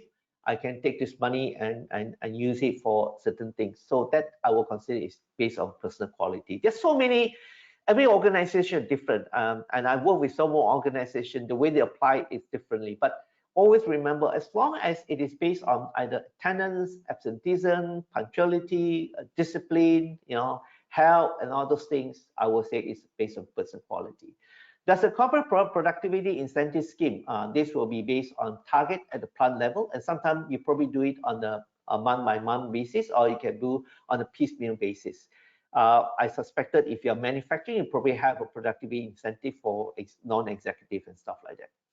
Does the current provide performance incentive allowance? Okay, employee who has reached the maximum of the salary scales and performed commendable during the period of review shall be eligible for monthly allowances. Such allowance shall not be attached to the basic salary. These are additional above, beyond than just a salary. It's just I give you an incentive for performance. Maybe I give you $50 or whatever amount that you want.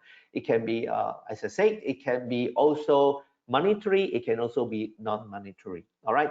Most important thing, answer, does the company provide sales achievement incentive?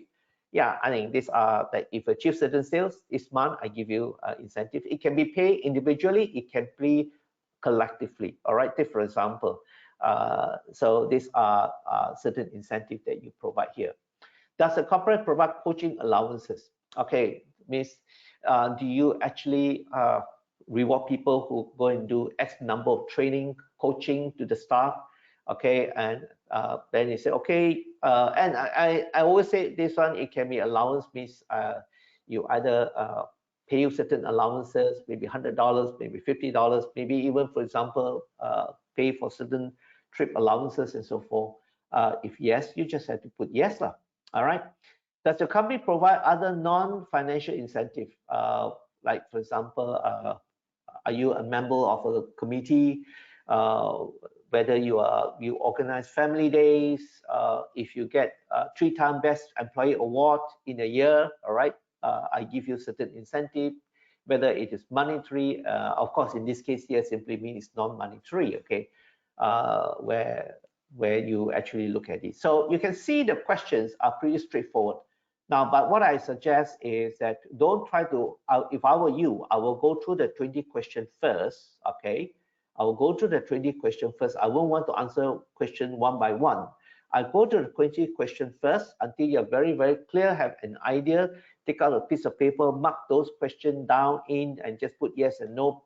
I want you to take this very, very seriously. Just take it down, look at question yes and no, mark it down first. After you're very clear, go through again and answer it truthfully. I think that's the most important thing here. All right. The last quick question, a question for there's one provide incentive based on multi-skilling. Okay, multi-skilling means what? You reward people because he's not only good in doing something, he also good doing in other things. All right, for example, you could be manage certain administrative study. Now you had to go and manage something non-administrative, and you need a different skill sets, different skills level. All right, so that means to say, do you actually reward people on that or not? Okay, or you tell people it's part and parcel of it. So in this case, it is no. All right. So which means to say that driver can be a forklift driver, at the same time he can help to clean out the place and things like this, and he help to go and do certain marking. These are certain skill sets. It don't have to be very complex. It simply means skills that are totally different from what he's engaged for. All right. Now, does the company provide incentive for multitasking? Multitasking here means to say that, okay, I think just now I just said multi-skilling means you're never skilled. Sometimes it is interchange. Multitasking means you are doing different tasks. Today you do this, tomorrow you do this, tomorrow you do this. But chances, if you do multitasking, you also tend to have multi-skilling. The question is that whether you provide incentive or not. Okay, whether you incentivize people because of multitasking or whether incentive because of multi-skilling. All right. So I think this is very important because we need to understand how we want to do it. Okay, but generally question 19 will be much more relevant to most organizations, but you must provide some incentive. Does your company provide incentive based on certified skill? That means you said you attend a training program. For example, some company provide, let's say you go for a diploma, come back, I give you salary adjustment and so forth. So that could be incentive. So you encourage people to upgrade their skill. okay, is whether if the company pay for the certificate skill and the person got certificate, it is also an incentive, okay. Some company will say you go and get the certificate first, you pay for yourself, and when you get it, I will pay you back. That's also a form of incentive. So I think basically these are the 20 questions.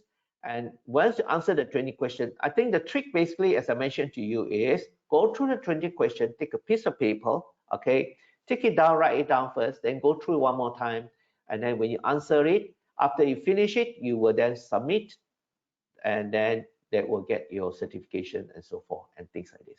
All right, so that will give you a very quick ideas on how to get the certifications and so forth.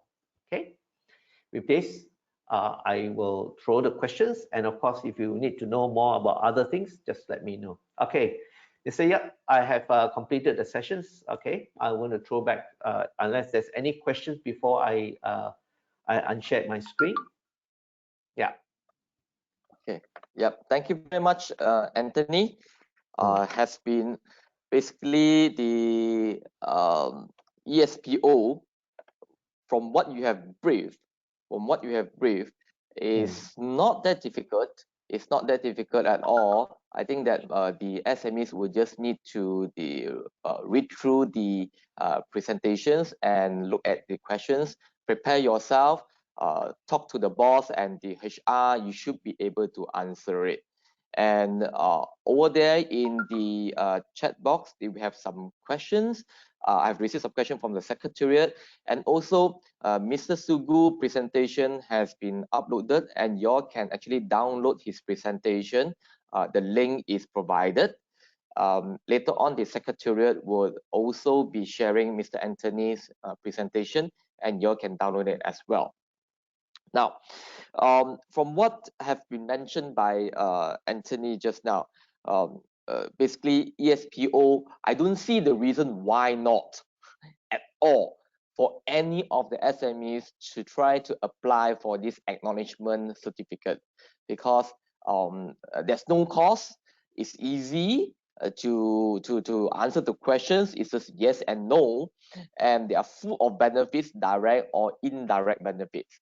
Okay, as most important is that it is an acknowledgement, and also the employees would also be able to see your commitment in going through this PLWS in the long-term manner. It's not just that right now when your company have a certain project or in a certain turmoil that you're going to do this PLWS, but it's something that's long-term, so that the employees would know that this relationship, okay, this relationship between them and you can go pretty far.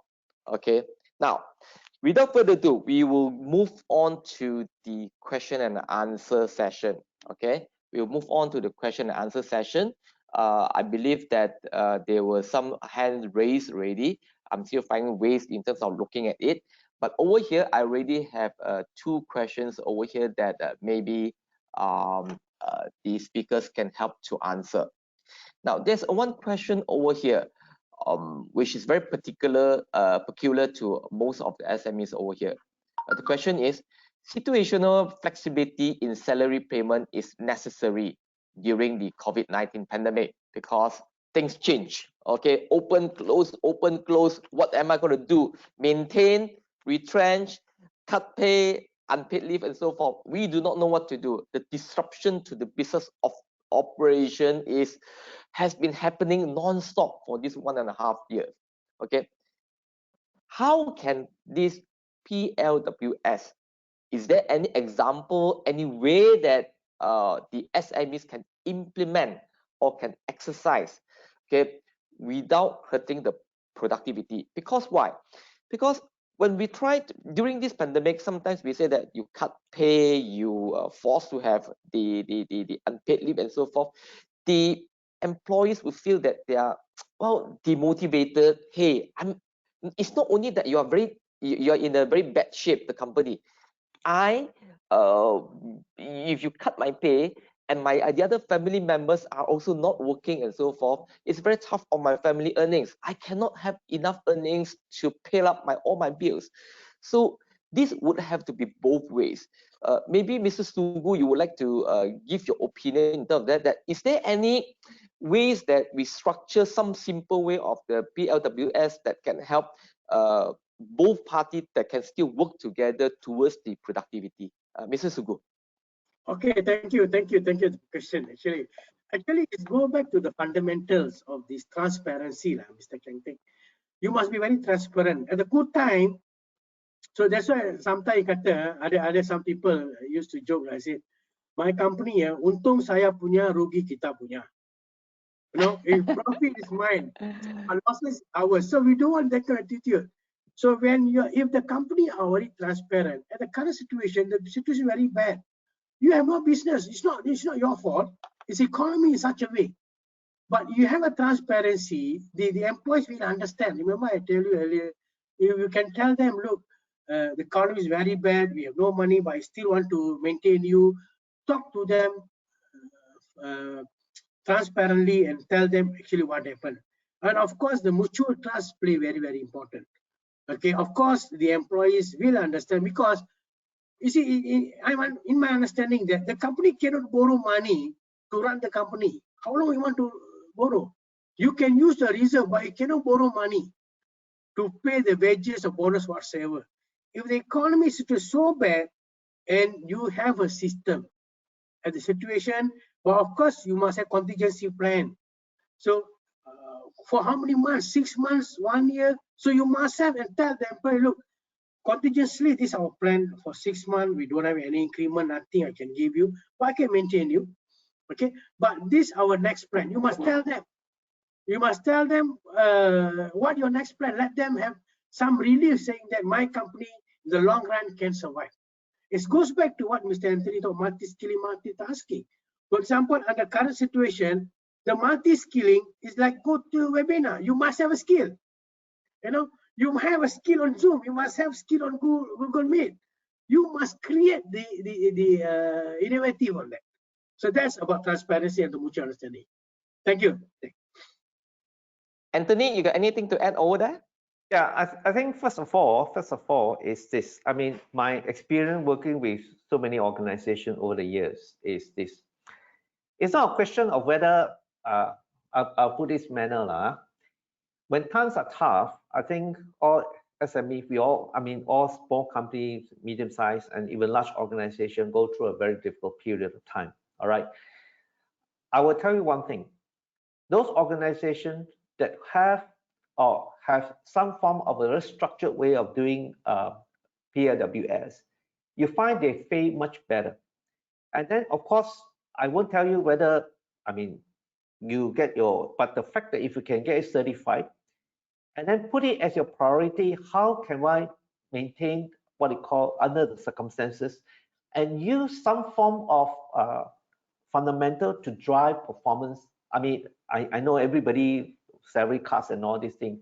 Of course, this is a different situation I think all top executives and CEO, you need to have plan A, plan B, plan C, plan D, taking all scenarios into account. But at the same time, actually, I would say it is the best time to look into how can we reward employee? How can we actually solve the problem?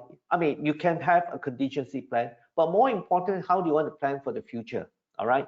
Of course, I think what is in many purpose mind, that's the truth for the situation, is survival. I don't want to give you a wrong impressions, oh, this thing can do wonderful thing for you.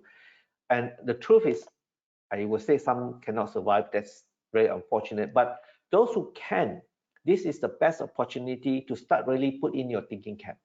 All right. Of course, by getting yourself registered eSPO will put you into a new thinking process. But I don't tell you one thing you can do wonderful to help, because I couple of months ago I came up with a free webinar sessions for every company. We talk about productivity in the new norm. Okay, so there are many things you can do, and this is one of them. You cannot say eSPO will solve by having it ready, will solve all your problem, but these are many things you need to do. It's a combination of various components that you need to come in. I only can make comment on this. If you're interested, you can go to our website and look at productivity in the new norm. I actually have a free sessions probably new norm, you can actually go in and have a look at my website. You can request, because I think, yeah. Anthony, maybe you can put in the link over there in the chat room so that people can actually click on and find out more. In my opinion, basically, I totally agree with Mr. Sugu and Anthony. During this time, it's the best time to actually implement the PLWS. For example, let's say, for example, the salary is, monthly salary is 3,000. And because right now is the pandemic, the company needs to reduce the cost and operating costs. Maybe it needs to be reduced to 2,000. But when you reduce to the 2,000, you introduce a PLWS, meaning that, okay, right now we reduce to 2,000, but if you can actually help to achieve this certain KPI and so forth, then basically you will still be able to be rewarded 200 ringgit, 300 ringgit, and 400 ringgit for whatever. Then slowly it will be higher productivity despite that you have a lesser fixed salary. I think this is the best time for us to so-called educate ourselves and also educate our employees, okay, towards this kind of PLWS, productivity-based performance reward. Okay, I think this is very, very important on that. Now, second question, before I go to Guan Han question. Okay, let me go to Guan Han question. Guan Han, thank you for coming. Guan Han is a very young entrepreneur in terms of the in construction demolition business. I know him very well, very, very capable person, young person. He's in the construction industry. He says, for the operation team, according to the labor law, it's required to pay them overtime. Okay, according to labor law. Okay, can PLWS be applied for them as well? Because well, I pay overtime, but do you think that this labor would be potentially, because a lot of people will say that if you are in the offices or you have multi-skill, then I can do that. But these are governed by labor law that you really need to follow. Means we pay the OT plus the PLWS. Maybe you can cite some example. What are the PLWS in terms of construction industry? Mr. Sugu. Okay, thank you, thank you. First of all, you must understand why overtime happen. Overtime happen because you don't finish the job on time. Is it? Yes. So you don't finish so overtime needed, and the employee need overtime to get more money. That's all for him. But actually, I can finish, but I don't want to finish. Because why? I need overtime. If you can transform the PLWS, you pay them like a benefit incentive based on cost saving and time. Okay, you can finish it on time. Okay, but I gave you a better incentive for you. So this employee will think, oh, why not? I finished 5 o'clock, but I still can get the extra 100 ringgit, 200 ringgit. So I needed to do overtime to get the same money. Is it? So actually, we are motivating them, make sure that we are encouraging that not overtime, because overtime is not productive hours. You must understand. When you start to measure productivity, it's talking about real time. It's not about overtime. So overtime, because why? You don't finish the production on time. So you must implement PLWS whereby you have element of incentivizing based on cost saving time. You can finish it that on time. So I give you every month this kind of stuff. Actually, that how we want to motivate. Some company manage that, and they manage to do a lot of improvement in reducing the overtime and the punctuality of this whole project. Thank you, Mr. Keng Teck. Yeah, there are several more questions over here. I just wanted to highlight something that has mentioned by KC Tai. It's very, very encouraging that I feel that I ought to share it here. She says that, sorry, I do not know whether it's a he or she. Okay, would like to share that we started the implementing PLWS since February 2021, and the results are encouraging. Which achievement on 2 out of 3 KPI on the month. Very, very good. Very, very good. Yeah. Motivating the staff as well. So if you can see, so it is very, very good practice that some of the SMEs who implemented immediately over here within few months. They implemented since February. Right now is June. Within 4 months, you can see the improvement already. That's very good and very encouraging. Now, the second question over here is that I think it's related to the virtual advisory session. They want to ask, this one is from Guanhan as well. Want to ask if MPC does one-to-one consultation with SME or any program on implementing the PLWS. How does this work? How does this virtual advisory services work, or what are the services that MPC offer, and whether is there any cost associated with it or not? Mr. Sugu. Okay, see, this virtual advice service is a free advice service whereby we have a group of companies get together, and we have an associate like Mr. Anthony. So we also can go one-to-one advice services, but if there is some consultancy needed, okay, we have an associate who can assist the company to conduct the consultancy like Mr. Anthony. So if we need some intervention, there must be some cost involved. But currently we are subsidizing the cost, okay, based on the government requirement, okay, to assist SMEs. So we have some portion of budget to subsidize certain amount of cost if the company want to implement the PLWS system. Of course, advisory services, we give a pool of like 10, 15 people, we advise them how to develop. If they need one-to-hand kind of consultancy development, we have associates like Mr. Anthony who can assist them. And also we subsidize some of the cost of it. Okay, thank you. But where can we get all this information about these advisory services and these programs? Where can they get this information? Okay, I will ask my Siti, just put our, because we have special email on eSPO. eSPO, just put the eSPO@mpc.gov.my. Just put your request, okay, that you want some advisory services, so we can communicate through email to them. Okay, great. Anthony, you got something to add just now, sorry. Yeah, I mean, I'm just saying is this, I have done quite a few things for, collaborate with MPC in the sense that sometimes people who need help, okay, just give us a call. I mean, of course, nowadays we can't visit, so you can go on virtual, and I will do what I best to explain to them, so they give us some ideas what can be done. Of course, then eventually they will go to MPC whether what MPC can subsidize. I think what is important, Mr. Yap, is this. I find that throughout the years I work with many organizations, is this the one of the glaring problem of trying to do PLWS is many people think that system will solve the problem. Actually, they do not understand that fundamentally you don't get it right, you're going to have a lot of problems. So why some company who don't succeed is not because they don't understand the right fundamentals. So I think if you want to implement PLWS, I think first of all, if you need any help, and of course through MPCs, you can always have a one-to-one session with us.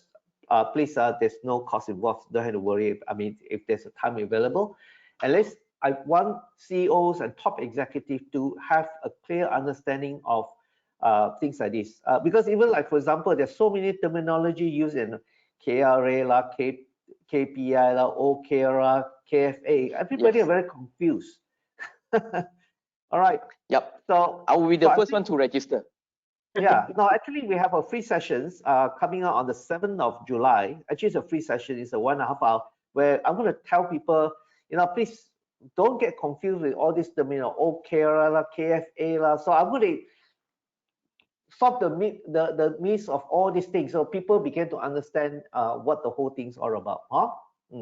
Okay, now there are some people over here who have raised their hand, who want to speak out. First, maybe they can. I would love to have an interaction with the audience over here. Now, this first person will be the Feng Xiaomei. Feng Xiaomei, are you here? You can just unmute yourself and you can speak out. Feng Xiaomei, are you here?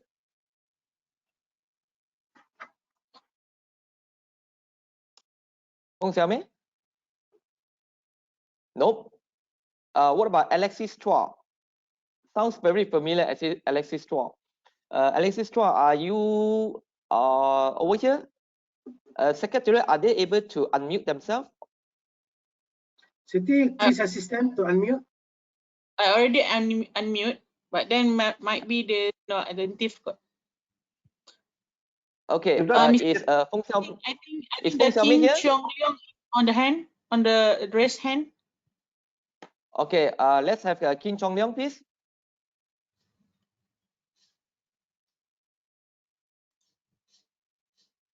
Kim, are you there? Please Oh, unmute yes. your mic. You can unmute your mic right now.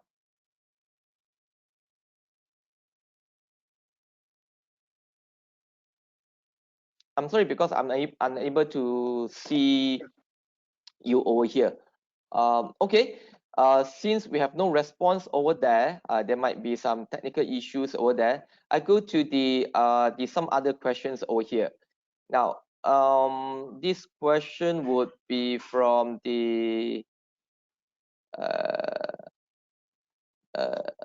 Kut Atan. Okay, the answer of the question is based on current practice or before COVID. Nowadays, due to impact of COVID, a few incentives no longer possible.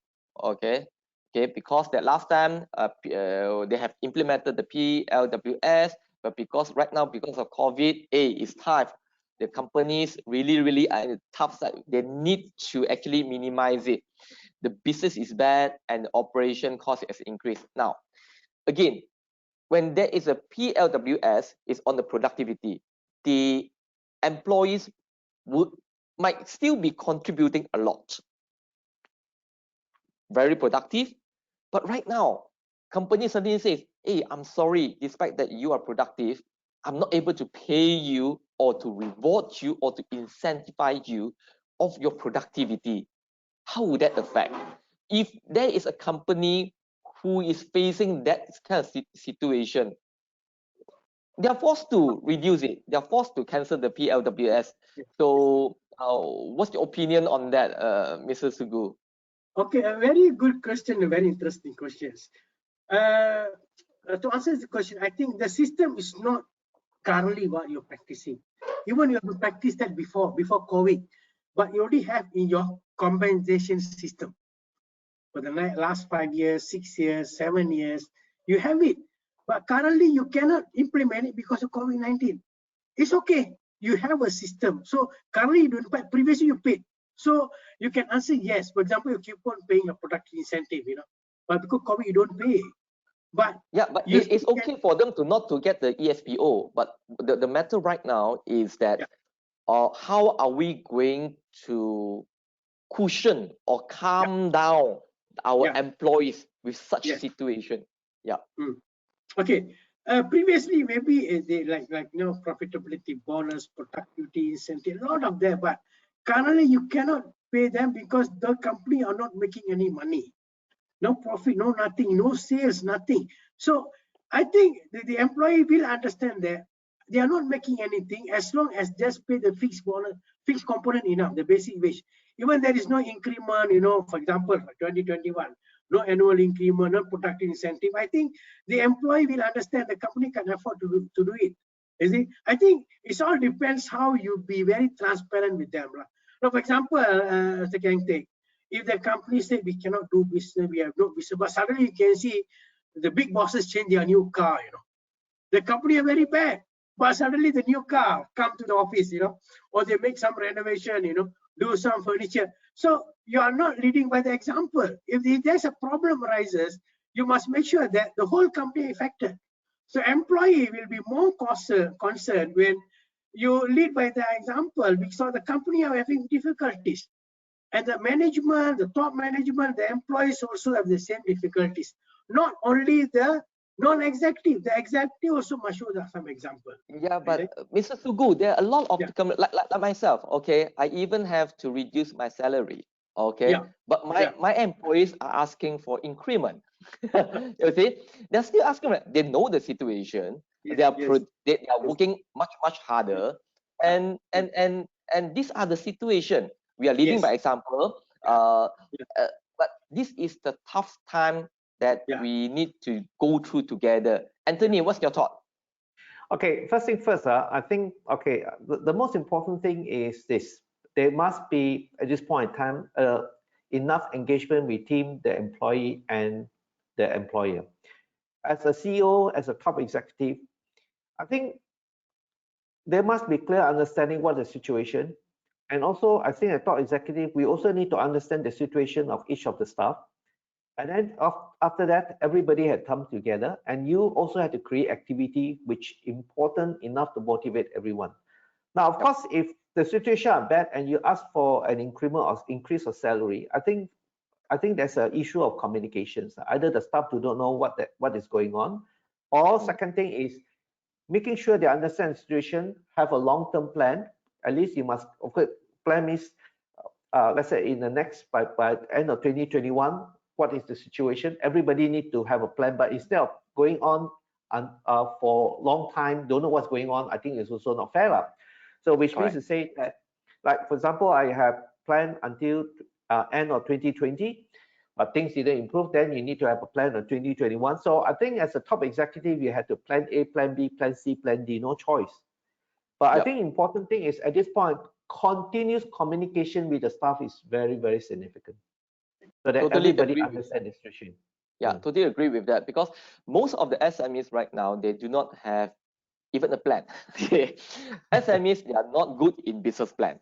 Okay, yeah. So they work at, okay, right now the situation, a lot of SMEs are still very much on responding to the situation rather than anticipating what will happen. Okay, so that will be there. So we urge all the SMEs to have a more proper planning. Again, communication is a key. At least that the staff will know that where are you leading them to. Okay, within the next quarter or the next half year, what are we going to do? What will be the action plan to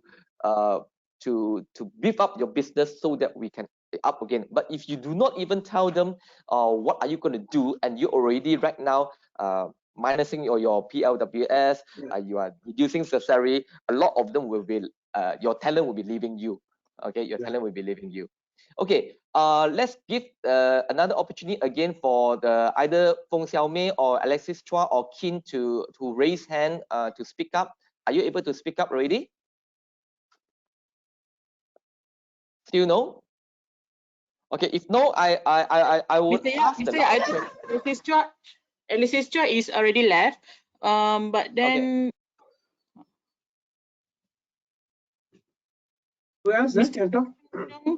Mr. Kin Chung Leong.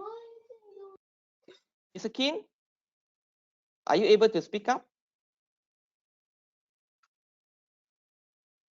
Mr. Kin? No, nothing. Okay. I will have the last question because we are over 12 o'clock already. Now, not many SMEs have their own HR department.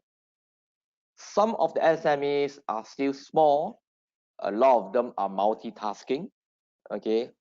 The role of this PLWS, okay, beside the CEO and the MD, him or herself, okay, who should be responsible or who should be involved in drafting it? Now, what I'm saying is that where should they start and how should they start? Because after today's seminar, I strongly believe that everyone is convinced that it's important, it is beneficial, but where should I start and how should I start? A very simple way, not too resourceful, because right now resources is the thing that everyone doesn't have. So how to do it right now? Mr. Sugu first. Okay, the most important player or the initiator of this PLW, the HR department. The HR people play a very important role because the CEO will ask for you. Okay, you have the planning, you have manpower planning, you are taking about people. Of course, you're very small, but even SME very small, you need HR people. The CEO cannot do everything. He cannot monitor all the employees. People. But so I don't have a proper, I outsource my HR. I only have recruitment. Yeah, that's all. So when you have that, so you have some kind of multi-skilling, multitasking. First, you have small people with you. You know, of course, you don't play by your own self, but you have small people can work together to come up with the design of the implementation of PLWS. Understand, like micro, I think they're the less than 5 employees of micro category people. So you have CEO, you have MD, but of course you have some 1 2 people who have this multi-skilling, who can assist you getting ahead. And first important thing, Mr. Keng Teck, the commitment from the boss is very, very important. Okay, your commitment you give, okay, please, I will support you. You design a very simple PLWS. Previously, you don't have anything, you know, very, very rigid, very dull kind of system. You develop, I assist you, I support you. That's the most important thing, Mr. Thank you. What about Anthony? Okay. I heard before the session start, I heard Mrs. Sugu and Anthony spoken about something like once it's established, you need to document it as well. It's very, very important. So right now is that we SME really do not know where and how to start. Anthony, any guidance from you? Simple guidance. I mean, over the years, I've worked with many organizations, and I will tell you, if you ask me a question, have some of my project failed? The answer is yes. Now, what it fails, I think very important thing is, I want all the top executives to have this mindset. Number one, you must also have the mindset that people come first. And as a boss, it is your duty and responsibility to make sure that the whole idea is to always groom and achieve sustainable performance culture, groom human capital, and achieve. But if you were to ask me, I think you had to start with that mindset first. Okay, now whether you have HR, and I have clients who are quite small, small means they're about 30, 20 companies. Okay, today you can do many things at minimum cost. You can also outsource some of these things. In fact, some of the clients outsource certain things because they can't do it. But I don't think that's the answer to it. But answer is, number one, the top executive must have this mindset. One, you start, it doesn't matter, you can take a baby step. You don't have to have a comprehensive way of doing performance or how to drive performance. Start with a baby step. Now, first, the mindset comes in. You come with a baby step. Number one, try to have a process in which that you can motivate people. Because I always believe it's not about how you put up the whole thing in place. At least you have some ideas how you want to do it. All right. Of course, during this COVID-19 situation, it's even tougher. I think when we talk about how to reward people, the top executive will tell you, how am I going to survive? All right. I think it's even more challenging question than how am I going to reward people. But doesn't matter. Start with the baby step. Number one, and engage with your people. Talk to them. What is it they're looking for? How is it that you can reward them? Ask them. I think for now, at this difficult period, engaging with the staff, talking to them, discussing and how you want to look and solve the problem. And of course, very important thing is, I think, talk to them, what are your future plans? What are your 6-month plan? Give them an idea. If this thing happens, what's going to happen? And that thing happens. So I personally feel that it's a different situation altogether. But I think what the top executive must do is don't stop engaging. You must continue. In fact, you should do more engagement with your people than ever before. That's all I can only say. Yeah. Okay, thank you. The time right now is 12:20. We have overtime of the 20 minutes. I don't get any OT for it. Okay, hopefully that this has been a very productive session. Okay, I don't have extra wages for this. But very, very thank you, MPC, for inviting myself to be the moderator. Thank you very much, Mrs. Sugu and Mr. Anthony, to share your experience, share your thoughts, share your views. And for the SMEs, please don't delay. And this is a very, very good element or the business element that you should really focus on to enhance your competitors in your company. And what Anthony mentioned is that start with baby steps. Mrs. Sugu have already shared about 12 to 15 variable components of the PLWS.